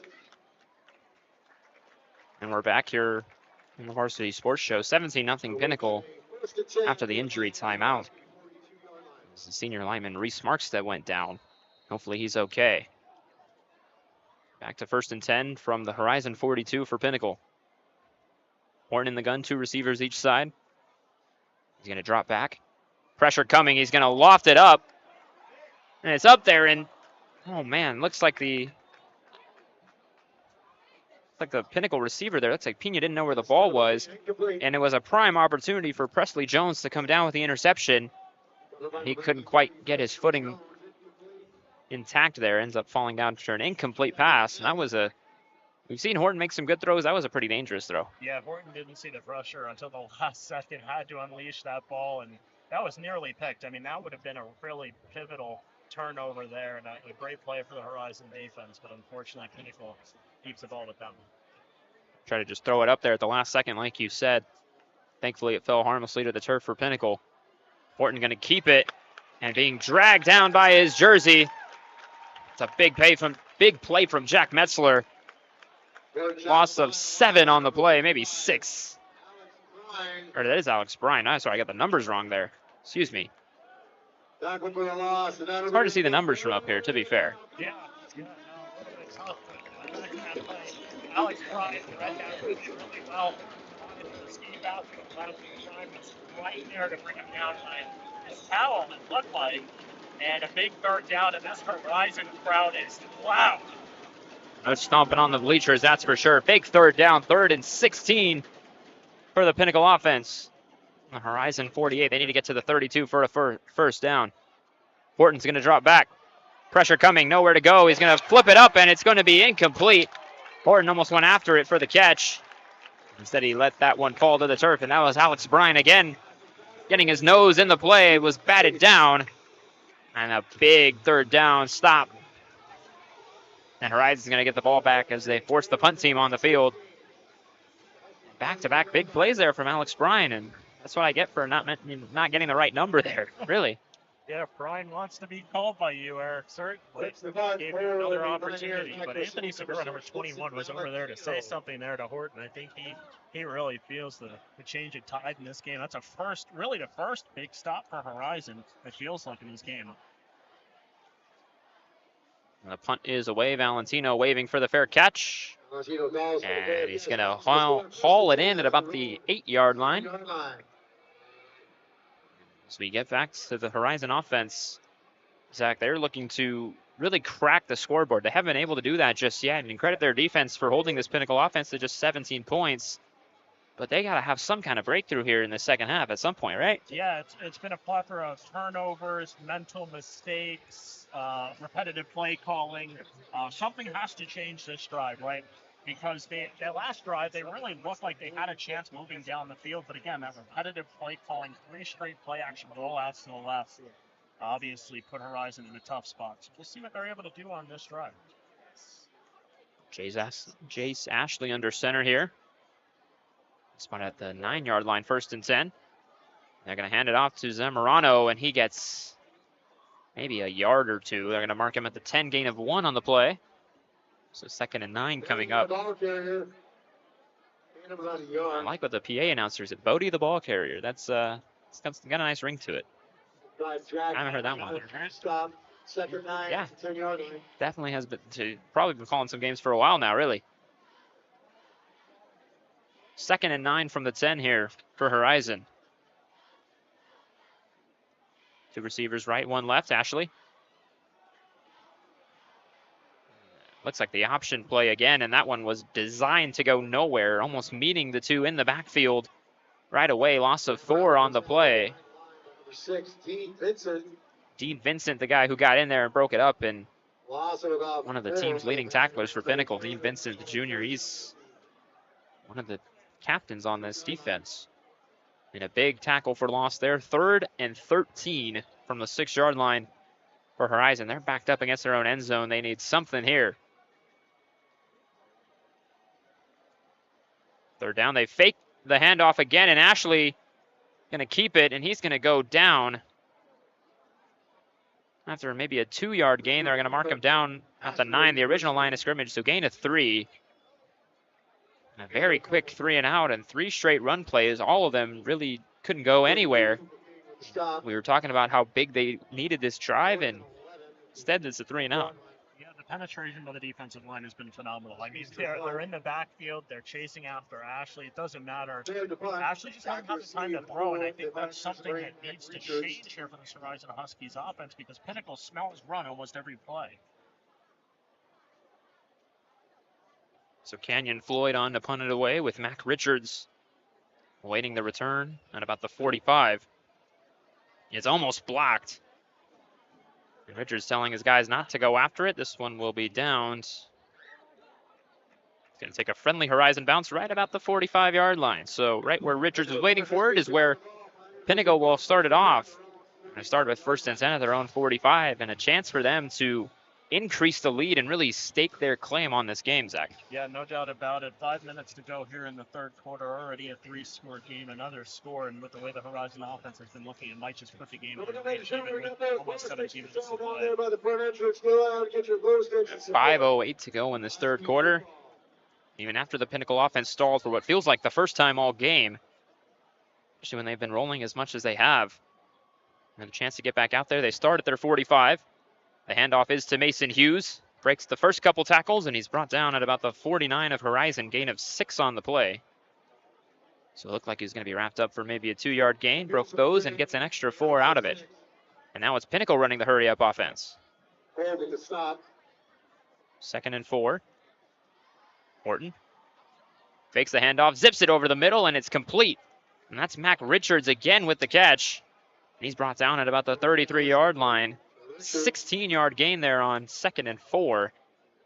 And this Pinnacle offense, 2 plays in, and they're rolling and still going with the high tempo here. Hand it off to Hughes.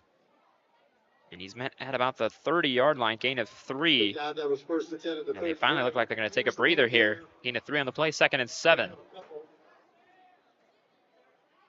Some high-tempo play here from this Pinnacle offense, Zach. Yeah, and a good sequence of plays there, too. A guy that we haven't talked about a lot tonight has been Mason Hughes. He hasn't really gotten the big game play, but he's chipped away on 1st down in a lot of these, making it 2nd and intermediate and giving Wyatt Horton a little bit of a better chance to throw the ball and get the 1st down, and obviously found Mac Richards for the big pop up there for 16.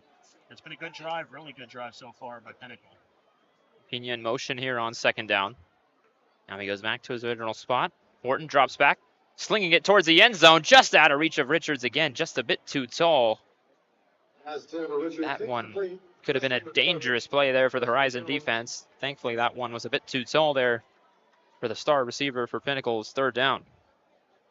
And that one was just plainly overthrown by Horton. I mean, his receiver was well behind that ball. He needed to tail that one a little bit more in the air, a little more touch on that one. And Richards might have had a play. Empty backfield here for Pinnacle. 3 receivers to the right, 2 to the other way around, I should say. 3 to the left, 2 to the right. He'll drop back and slings it to the right. Wide open is Mac Richards.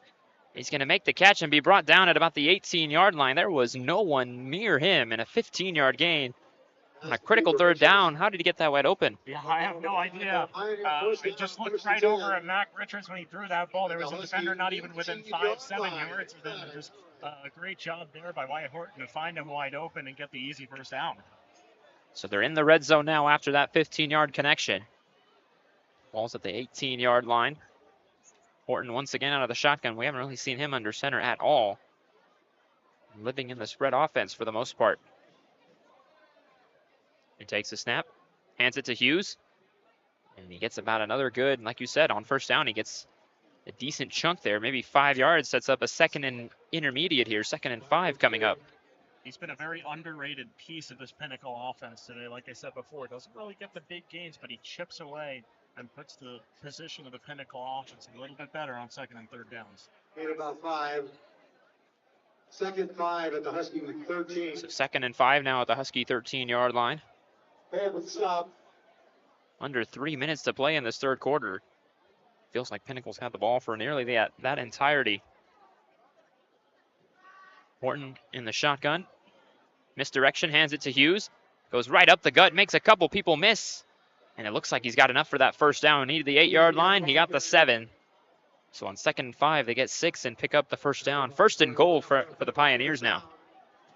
Going right back to Mason Hughes, who's been a big part of this offense. He pens a defender and falls an extra yard or so to get the first down. Good effort there by Hughes. So it's really a question of who, if anybody, is going to punch in this touchdown if they do get a touchdown. We've seen a lot of Wyatt Horton. We haven't seen him use his legs yet, so wouldn't be surprised to see him run it in. We've seen a lot of Richards. We've seen Mason Hughes. What do they do here on 1st and goal? They hand it to Hughes on the option. He gets back to the line of scrimmage, maybe even a yard. They'll mark him at the 6. So a 1-yard gain.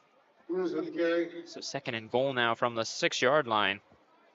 And we are 2nd goal from the 6. You can see, we can see it from here. This defense is tired. Yeah, they're gassed. I mean, you can see some of the defensive linemen really gradually walking around over there, and they wanna make the stop here, but with how tired they are, we're going to see if this Pinnacle offense can take advantage and penetrate up the middle. 6 yards away from another score. Horton in the shotgun.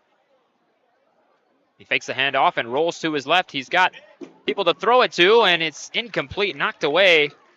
Looking for Pina there, and it's incomplete. And a big deflection there. It's going to bring up 3rd and goal now from the 6-yard line. Great defense. Yeah, and Horton just threw that behind Pina. I mean, just plain and simple threw it behind him. Nearly threw it right to the horizon defender that was trailing Pina. Pina had open space in front of him. All Horton has to do is lead him, and he just throws it behind them. So a mistake there by Horton, a rare one at that. If you're Horizon, you want to hold them to a field goal here, keep it a 20-point lead. Either way, it's a 3-score game. And before the 3rd down, we're going to get a Pinnacle timeout. They, once again, didn't like what they see. So while they take a break, we'll take a break real quick here on the Varsity Sports Show. We'll be right back.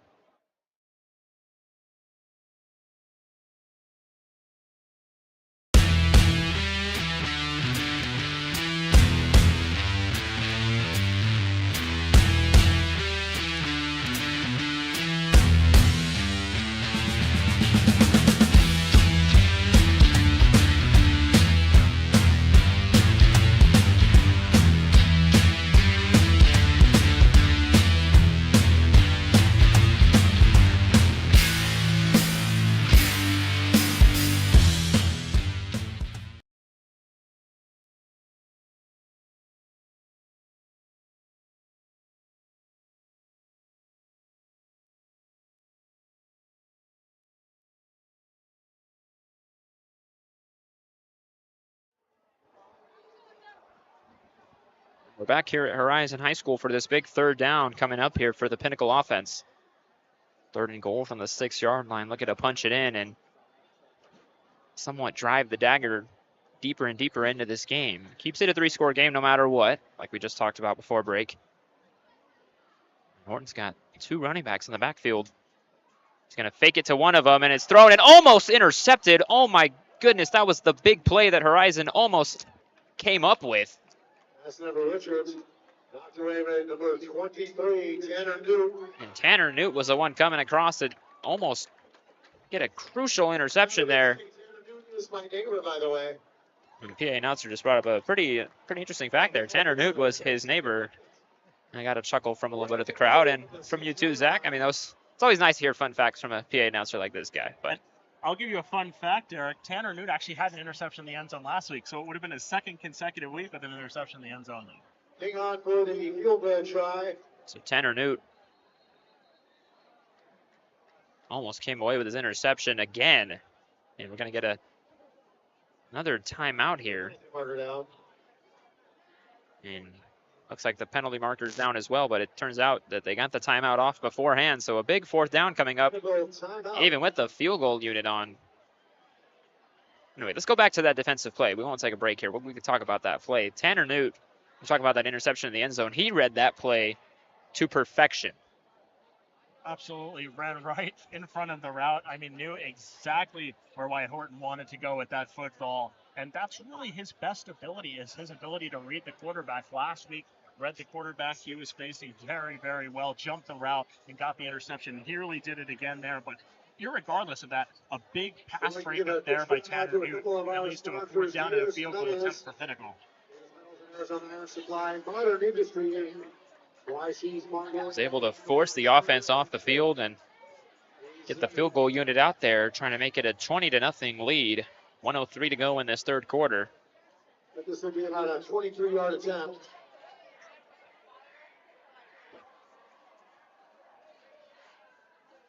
Cooper King on to attempt the field goal. He's made one today. His first field goal attempt of the year, and this is number 2.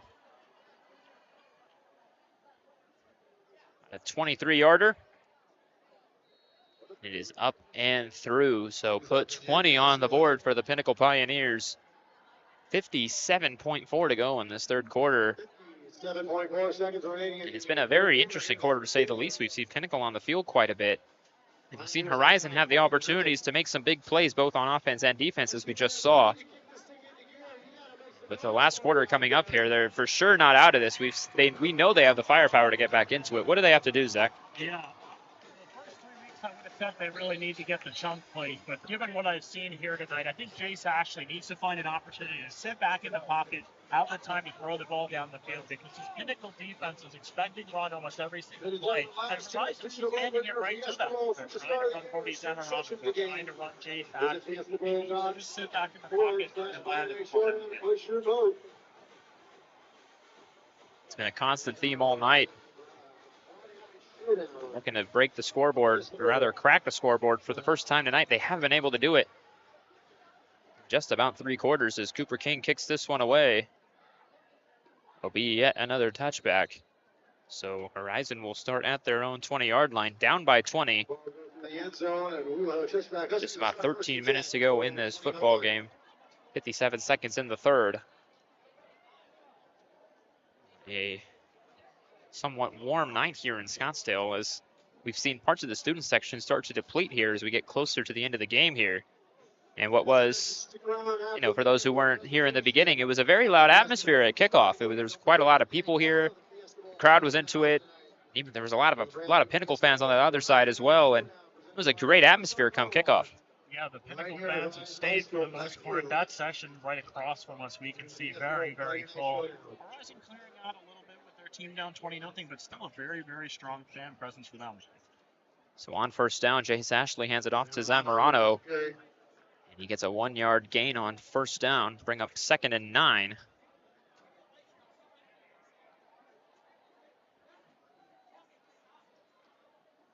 Like one of the down markers down there is wrong. It should be 2nd and 9 to Mike. About a half a yard. There we go. They changed it. So 2nd and 9 from the 21.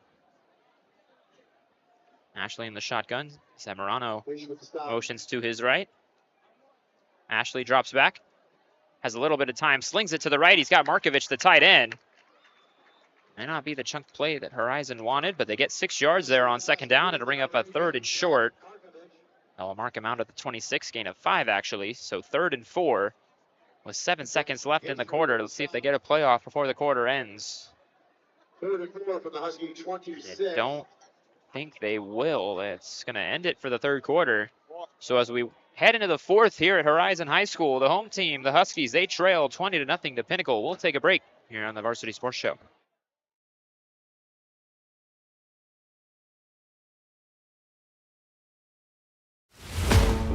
What's inside you? Is it strength?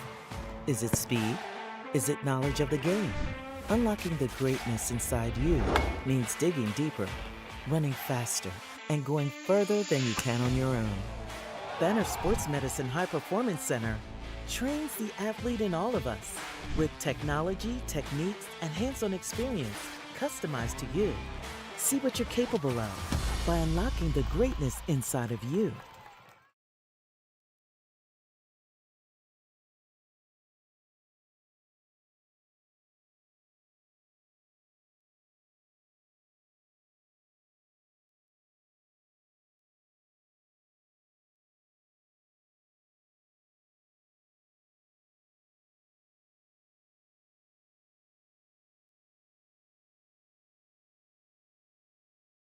So hard, they practice for competitions and performances. And we're back at Horizon High School to get set for the final quarter of play.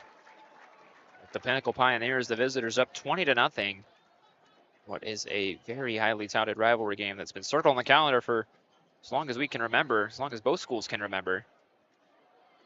Big 3rd and 4 from the 26 coming up here for the Huskies. Once again, they almost got one of the Pioneer defenders to go offside there and get the call.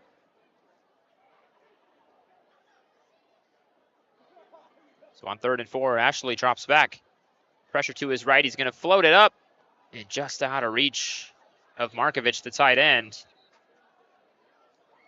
So an incomplete pass will bring up 4th and 4. And again, you surprised that it might have looked like he crossed that imaginary line, and they might have called that. And actually, they're going to call it roughing the passer against Pinnacle. So a rare mistake from this Pioneer defense. It gifts Horizon a first down. But going back to that play, it looked like that's twice now that the Pioneer defenders come oh so close to crossing that line.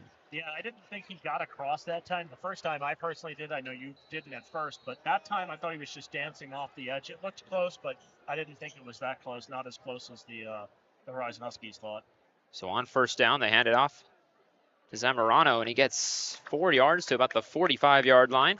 So a gain of 4 will bring up 2nd and 6. So going back to that penalty, so it kind of looks like it flip-flopped. You thought he did on that first one, I didn't. And on this time, I thought he did, or actually the other way around. But yeah, I thought he did, and you thought he didn't. So it works out both ways. All evens out in the end. 2nd and 6 from the 45. Ashley under center. He hands it off to Zamorano. And pushing the pile with him. He gets enough for the first down. He did the 49 of Pinnacle, and he got it.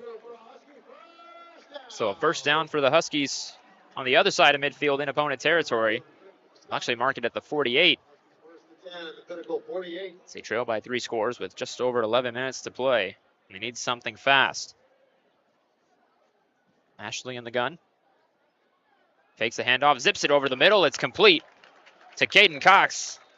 Close to that first down marker. They're going to mark him right at that first down marker at the 38, and it is good enough for a first down. A good play there to get an over the middle pass. The good play action. And a good strike across the middle to Cox, who's running the slant. And a big first down gain there for the Huskies. It's another drive where it starts off strong, and now they're deep, almost deep into Pinnacle territory. On first down, they hand it off to Zamorano. Had a hole, and he's tripped up at about the 35-yard line. Gain of 3 on the play. If he didn't get tripped up there, I think he might have had a hole to hit up the seam there. Yeah, and I want to talk about how crucial of a drive this is here, Eric. I mean, they're moving the ball deep into the Pinnacle territory here, and with only 10 minutes to play, they're going to need to punch this one in. So every little chunk play counts here. At the 35, 2nd and 7.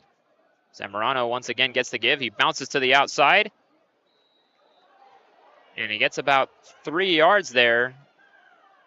Fans are looking for a flag. They don't get it. Looked like he was finishing his tackle, but a little after the whistle, Could have gone either way. It's a 3rd and about 4 now, gain of 3. So 3rd and 4 at the 32-yard line. That was very close to a late hit out of bounds. It's definitely one of it. So 3rd and 4, Ashley.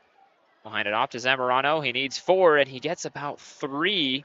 Don't think he reached the ball towards that first down marker, and they will mark him a yard short at the 29. So 4th and 1, maybe even inches coming up here. And if Horizon wants any kind of momentum, they need to get this 4th down here. This left side of the offensive line very heavy. Pinnacle's going to notice that, and we're going to get a timeout call. Timeout on the field. And Pinnacle's going to use their final timeout, and as they take their last break, we will take ours here on the Varsity Sports Show. We'll be right back.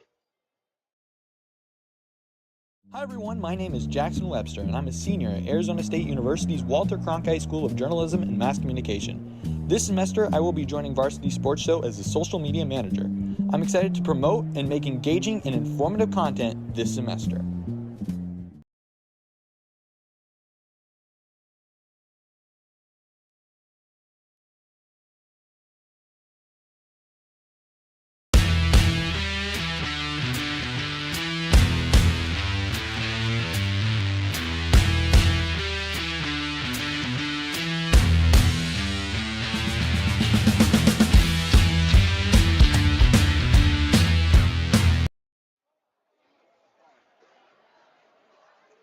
Back here at Horizon High School for this big 4th down conversion opportunity.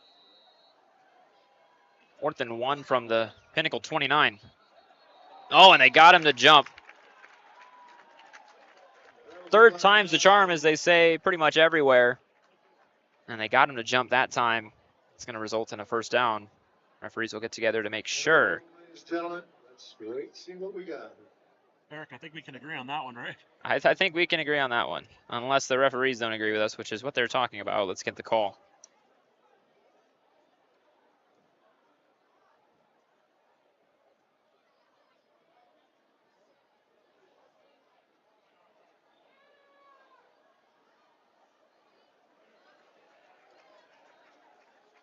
A legal substitution against the Pioneers results in a Husky first down. That's a rare double penalty, it looks like. It looks like they not only got man to jump, but they had 12 guys on defense. Very unfortunate break there for Pinnacle. They had him in a 4th down situation, and now once again, another would have been 4th down situation, aided by a penalty by Pinnacle, and gives Horizon a 1st down. So a fresh set of downs now as they'll start at the 24 after the penalty.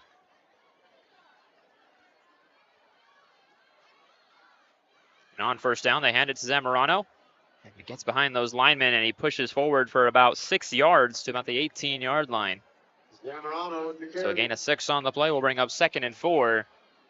As much as these run plays are doing dividends here, it's also causing a lot of time to go off this clock, and they need every second they can get down by 3 scores. So on 2nd and 4, Ashley is going to hand it off again. Zamorano makes the first guy miss, and he couldn't get past the second one. Brought down at the 17-yard line, gain of 2. Zamorano and Gary. Maybe even 1. Gain of about a yard.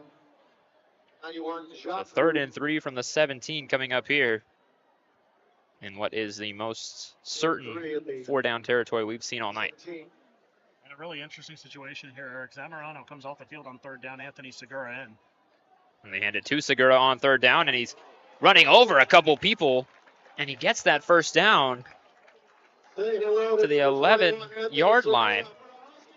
And I was looking at this before the game. Segura doesn't have a lot of yards, he had 2 carries for 8 yards last game, but both of those carries were punched in for touchdowns. So he's definitely the big power back, it seems, over Zamorano. We saw it there. And they hand it off again on 1st down. This one's going to be a loss of a yard on the play. Down at the 12-yard line. And again, Segura gets the carry. Yeah, Segura's the really big physical back. They obviously brought him in a 3rd and short situation there. Punched in the 1st. And we got an injury timeout here. We'll be back here on the Varsity Sports Show.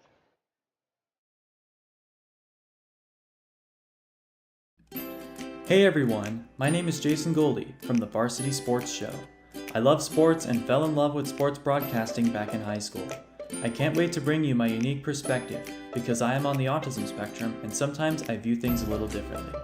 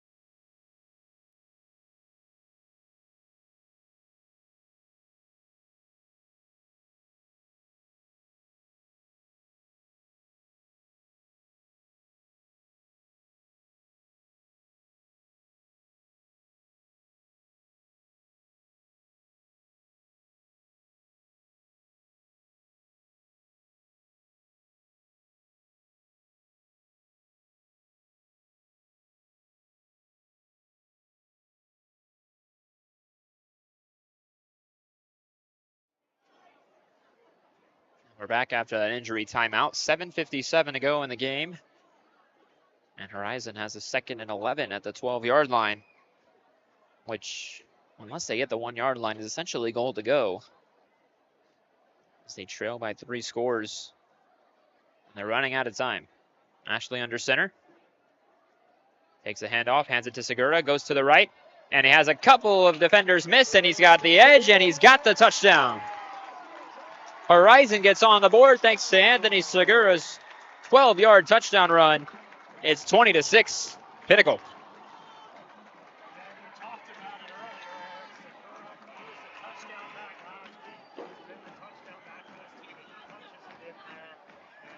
Really, really critical score there by Horizon, but still 7:43 to play. They get on the board. He had a lot of room down that right side. Busted it to the outside and had some room to run.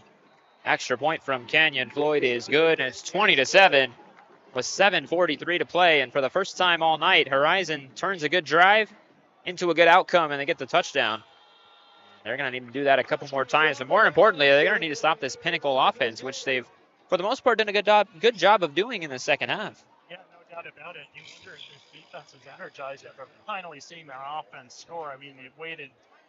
It's almost scored, so it's been a tough go, but it's Has been seen, ladies and gentlemen. It ain't over till it's over. But finally, they do it. We'll see if this defense comes out here and they're able to make a critical stop and put the ball back in the hands of Chase Ashley. Definitely momentum, at least some sort of momentum going towards Horizon here. You only trail by 13, and you figure in a game that's been as well dominated, especially in a shutout game by Pinnacle, you expect them to be up a lot more, but that touchdown only cuts it to a 2-score deficit, and 7:43 is a lot of time as well. So plenty of time, like you said, the defense might be energized enough to, or actually we should say motivated to get a stop and get their offense back out there and cut into this lead and give some kind of hope here. I'll say, Eric, this is as crucial of a drive as any for both sides. The Pinnacle offense, they've done a really good job as that ball is kicked into the end zone. They've done a really good job of being able to keep the ball dominate the time of possession game, really. And for Horizon, as you said before, in the second half, they've done a really good job defensively, being able to get that Pinnacle offense off the field. So we'll see which side of the tug-of-war wins here. Interesting to see here as well as the Pinnacle offense trots back out there. They look to burn as much time as possible off the clock, and more importantly, with it being 2 scores, and if they run even a few minutes off this clock, a touchdown would really drive that dagger home. I mentioned earlier that they were trying to drive it a little bit deeper, and that touchdown definitely pulled it out a bit. But a touchdown here will get it back to 3 scores and leave really no time left, as a handoff here is to Hughes, and he's brought down immediately at the line of scrimmage on that draw play, or sweep play, I should say. And he seems to be Pulling up a bit lame there as he will trot off the field. He was brought down a bit awkwardly there. Pulled down pretty hard. It'll bring up 2nd and 10 from the 20. That's a really big loss there for the Pinnacle offense. We talked about the impact he's made tonight for Pinnacle. He's been able to chip away at those yards for every down to gain, but he comes off the field there, and we'll see if they continue to try and run this football with him on the sidelines. See if they turn to using Horton's legs instead. 2nd and 10 now from the 20. 7 minutes to go. They're going to hand it off yet again here and getting to the 27-yard line. So a gain of 7.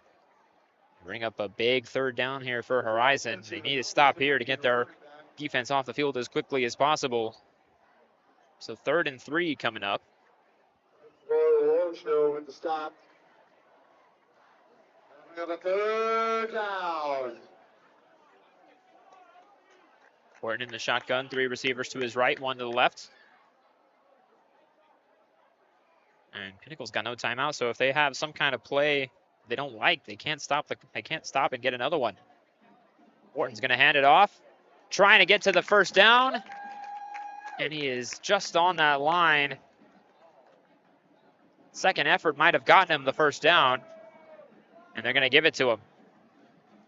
Looked like he was stopped initially short, but that last burst there at the end might have got him the 1st. That was awfully close to a chain measurement opportunity there. Yeah, I thought he was short there, Eric. I thought he was down already. I didn't think he got there, but they give him the 1st down, and that's a really crucial 1st down for this Pinnacle offense. They're going to keep trying to drain the clock as we're under 6 minutes to go here in the 4th quarter.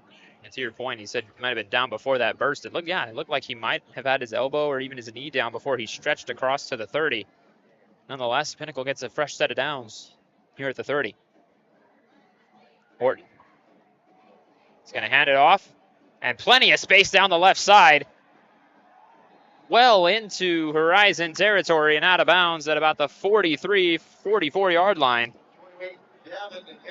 And Gavin Hanna, the backup running back, in for Hughes and picks up right where he left off. A big chunk play there. Gets it well into Horizon territory. Actually going to mark him at the 46-yard line. So they actually mark him back a few yards back from where we originally thought. But nonetheless, it's a big play that puts them more in the driver's seat as they get closer to field goal range and here in opponent territory. 1st and 10 at the 46. 3 receivers to the right, 1 to the left, and in the backfield. And they hand it off to him again, and he's brought down at the 50-yard line. Second effort might have lost him a yard there. So a loss of 4 and a big stop there on 1st down will bring up a 2nd and long here as you see Mason Hughes trot back in, but that was a big stop there for Horizon. Yeah, and it really felt like that run by Hanna might have been a dagger for this defense. They knew they couldn't allow something like that, but they come right away, get into the backfield, and tackle the back for a loss. So now a really crucial stop here. Really crucial opportunity for the stop coming here for Horizon. A touchdown's what's going to really kill them if they allow a score here. A field goal keeps it a 2-score game at 16-point deficit. 2nd and 14 here at midfield. They fake it to Hughes and zipping it over the middle is Horton, and it went right through Richards' hands. Might have been a bit overthrown there, just a little bit out of his reach. But we've seen Richards corral some crazy catches today, and that one was close to another one too. Yeah, just a little bit out of his reach there. Here for Horizon, this is the play right here. 42 to go. They want to get the ball back with about 4 minutes, down by 2 scores. And if Pinnacle's able to get this 1st down, they're going to waste away a lot more of this clock. And not even that, they threw the ball and it was an incomplete pass, so it kind of helps them as well. Empty backfield here for Horton. 3rd and 14. Drops back, 4-man rush. We get a takedown there as Horton goes out to his right and picks up maybe 7 yards. About 5. Penalty marker down. So a penalty marker is down. It'll be interesting to see. It looks like it's going to be a holding. It'll be interesting to see if they accept this or not.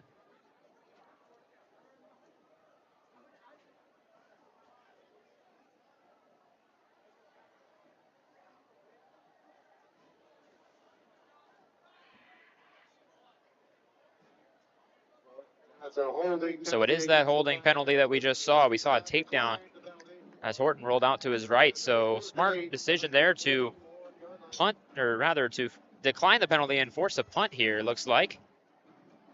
That's a big play there for the Horizon defense. They got the third down stop, Zach.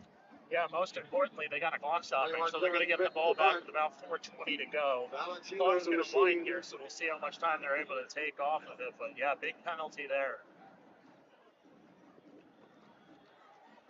Punt's almost blocked, but this is sent very deep, nearing the end zone, and it's going to roll into the end zone for a touchback. So big break there for Horizon. They don't go after the return, and they'll set up shop at the 20-yard line, and this is really the opportunity for them to get back in this game. They got 4 minutes to go, and they still have all 3 timeouts, too, so you don't necessarily have to play a game where you have to score with a certain amount of time left to give yourself any shot. And they have all 3 timeouts, so if they get that touchdown and they go back on defense, they have all 3 chances to stop the clock. So this is by no means over, and they need to have a very similar drive to the last one.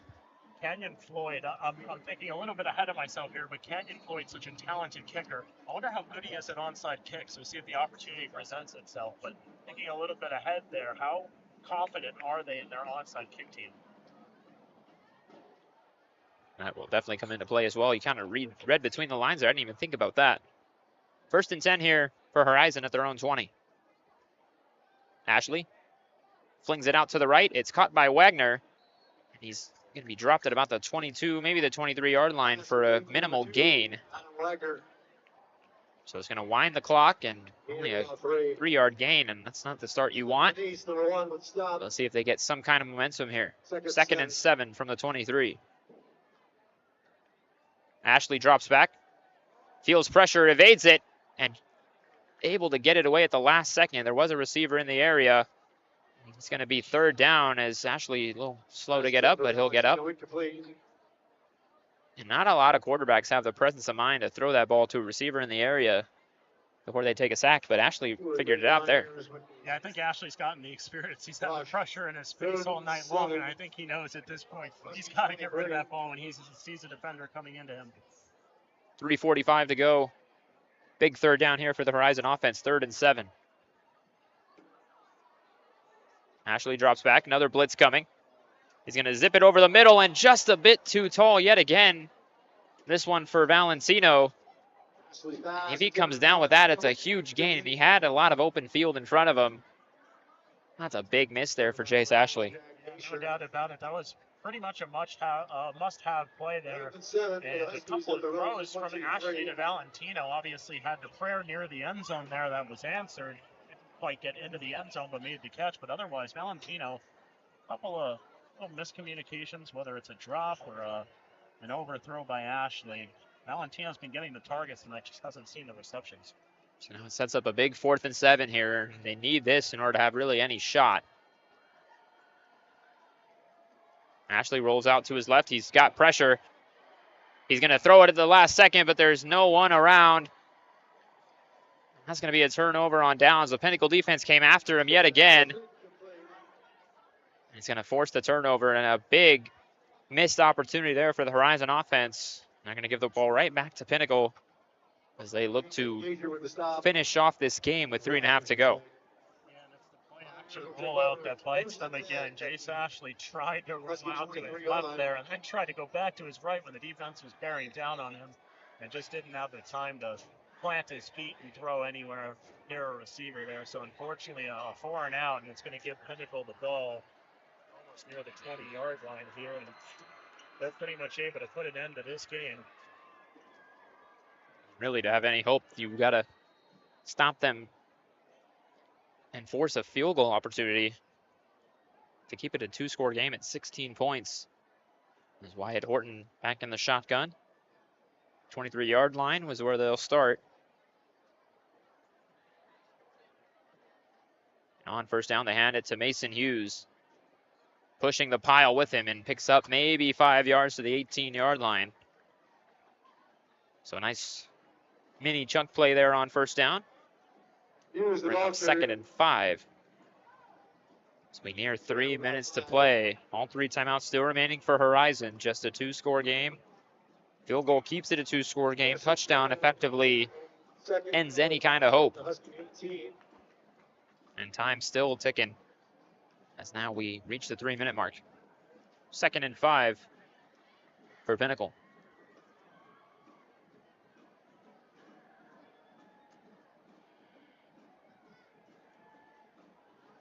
On 2nd and 5, they hand it to Hughes again. He makes more than a handful of defenders miss there, and he gets inside the 10-yard line to about the 7.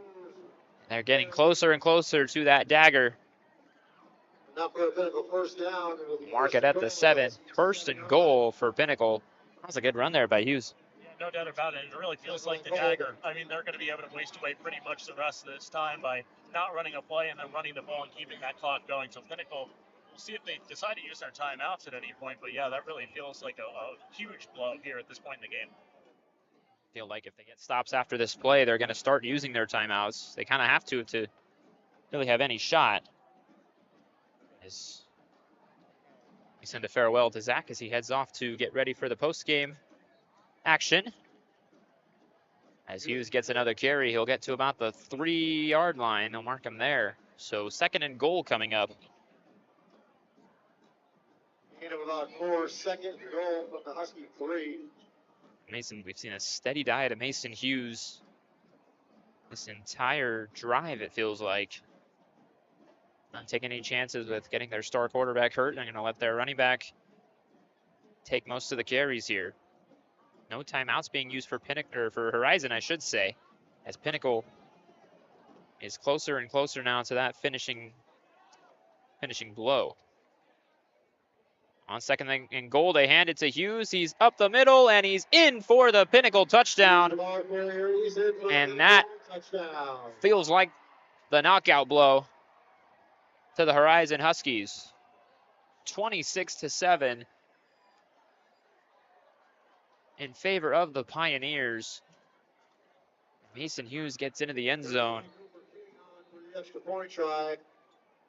And Cooper King will come on for the extra point here. To make this a 20-point game here as the Pinnacle student section across from us, I should say, has come to life. The extra point from Cooper King is good. Make it 27-7 with 1:18 left. Now 27-7 in this game. In a game that certainly Horizon had their chances. Early on, they had a couple drives stall thanks to a turnover on downs and a turnover. And it looks like they had some kind of hope there at the end. A little bit of momentum, and it was taken away after a 4 and out. With about 3.5 to go in the game. But Horizon will try to make up for any kind of consolation here. As the Pinnacle sideline starts celebrating.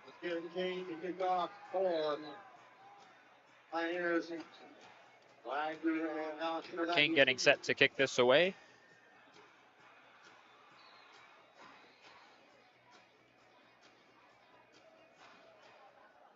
He will. This will go into the end zone for a touchback. I should say out of the end zone.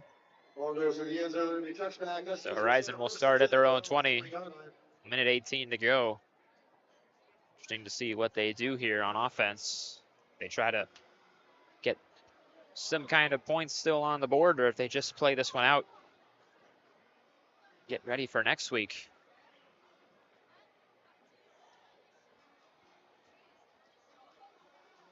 For those of you who do watch this stream every week, next week we will be at Millennium High School as the Huskies travel to Goodyear to take on Millennium Tigers.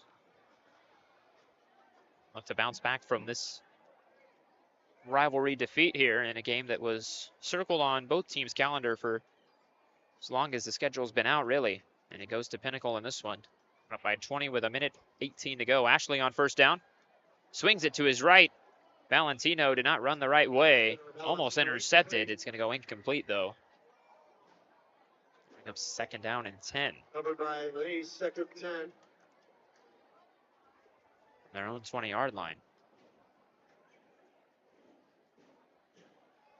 As the student section is all but faded out here at Horizon, and it's starting to cool off here.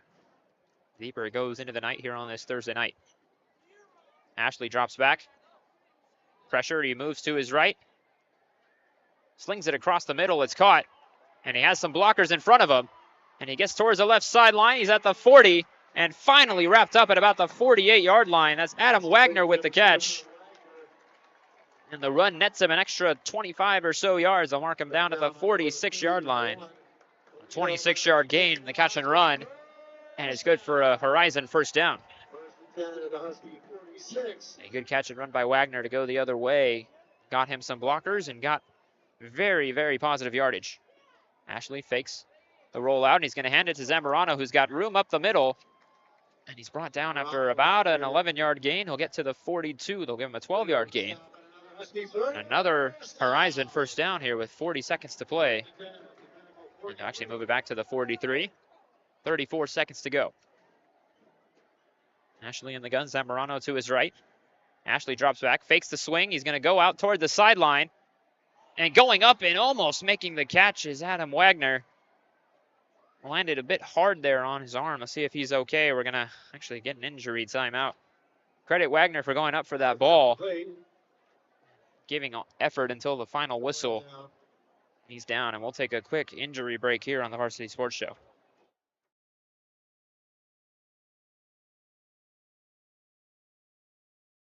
Hey guys, Vince here to talk about Angel Dentistry. It's where my wife and I have gone for over 10 years, and we trust them with our routine and extensive dental care because they care. Dr. Amber Angel is an Arizona native, born in the town of Miami, and has been practicing in the Valley over 20 years. For general to comprehensive dental services, call 602-788-2008. Located off of Cave Creek Road just north of the 101 in North Phoenix. Angel Dentistry, proud supporters of our young people and proud partners of the Varsity Sports Show.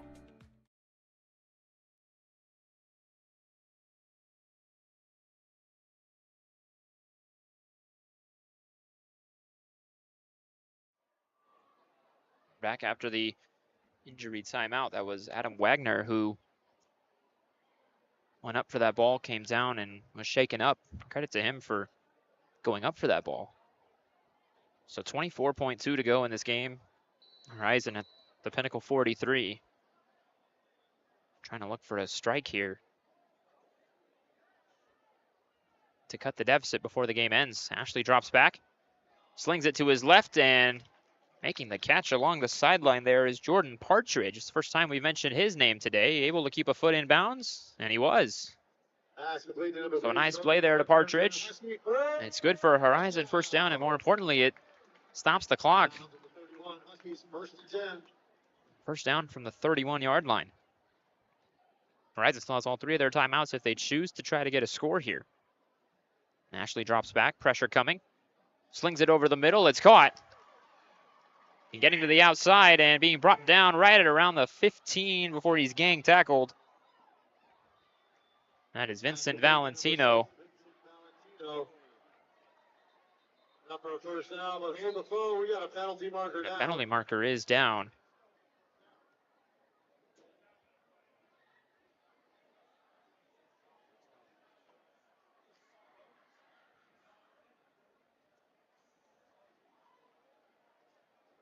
See what the call is.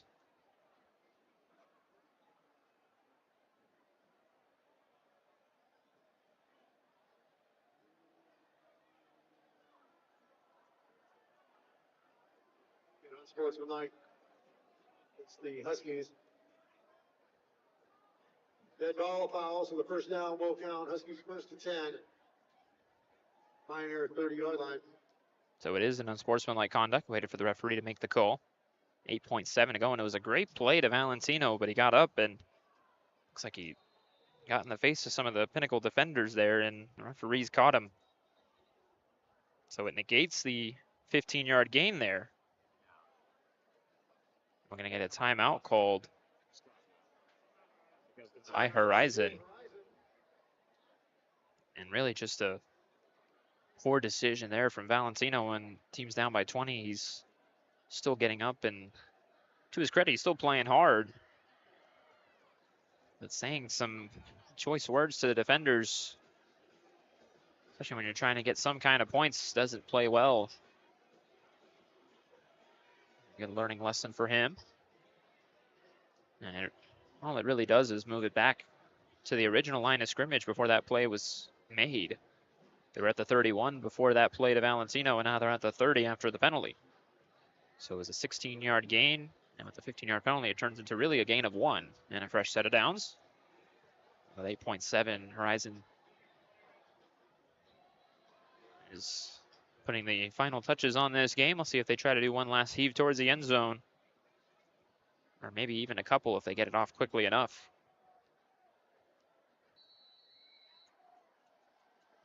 Ashley in the shotgun, 3 receivers to the right. He'll drop back, pressure coming. And he's going to lob it up towards the end zone, and it's intercepted in the back of the end zone. Taking a knee in that end zone for the touchback. Touchback, and they will start first and 10 at their own 20-yard. The interception here at the very end. Ashley had not committed an interception all year. Neither had Zach Jones, the original starter. And with 1 second to go here, the Pinnacle offense will come out for one final kneel down to put a nail in the coffin on this ball game.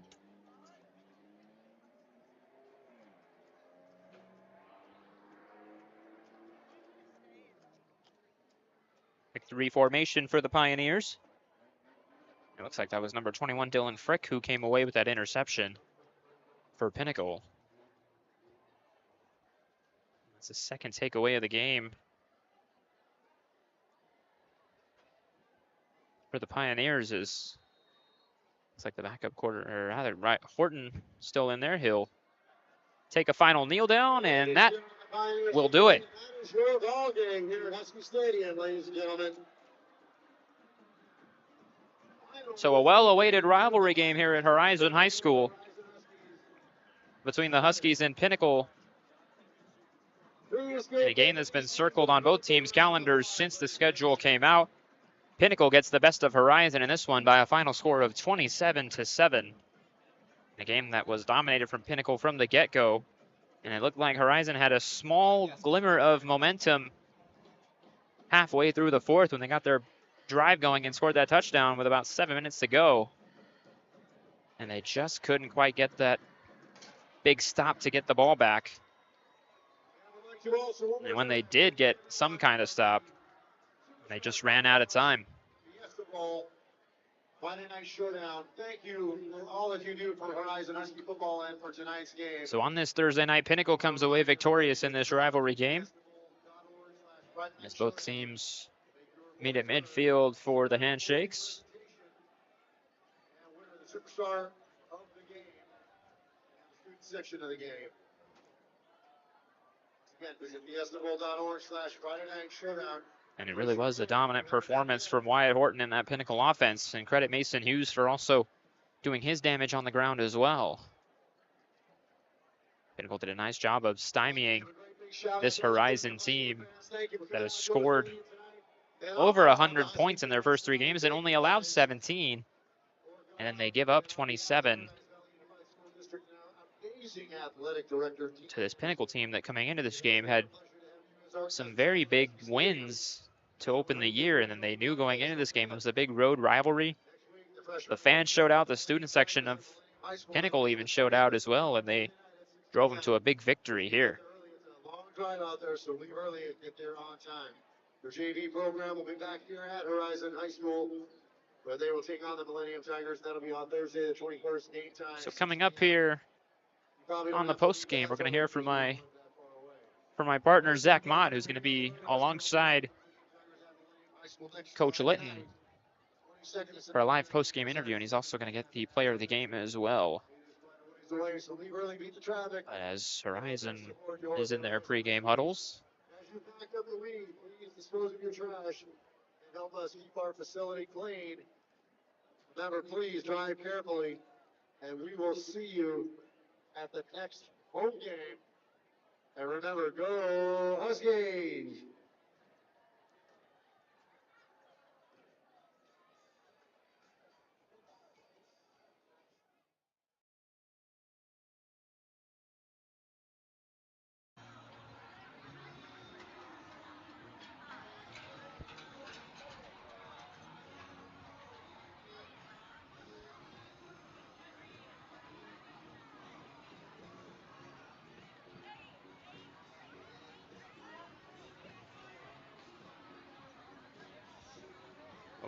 We thank those of you who tune in tonight for this rivalry game, and once again, Thank you for joining us here on the Varsity Sports Show. My name is Eric Castellon, and for Zach Mott, you've been watching the Varsity Sports Network. And once again, final score here from Horizon. The Pinnacle Pioneers take this rivalry game 27-7 on the road. I can go look We'll for see you him next after time.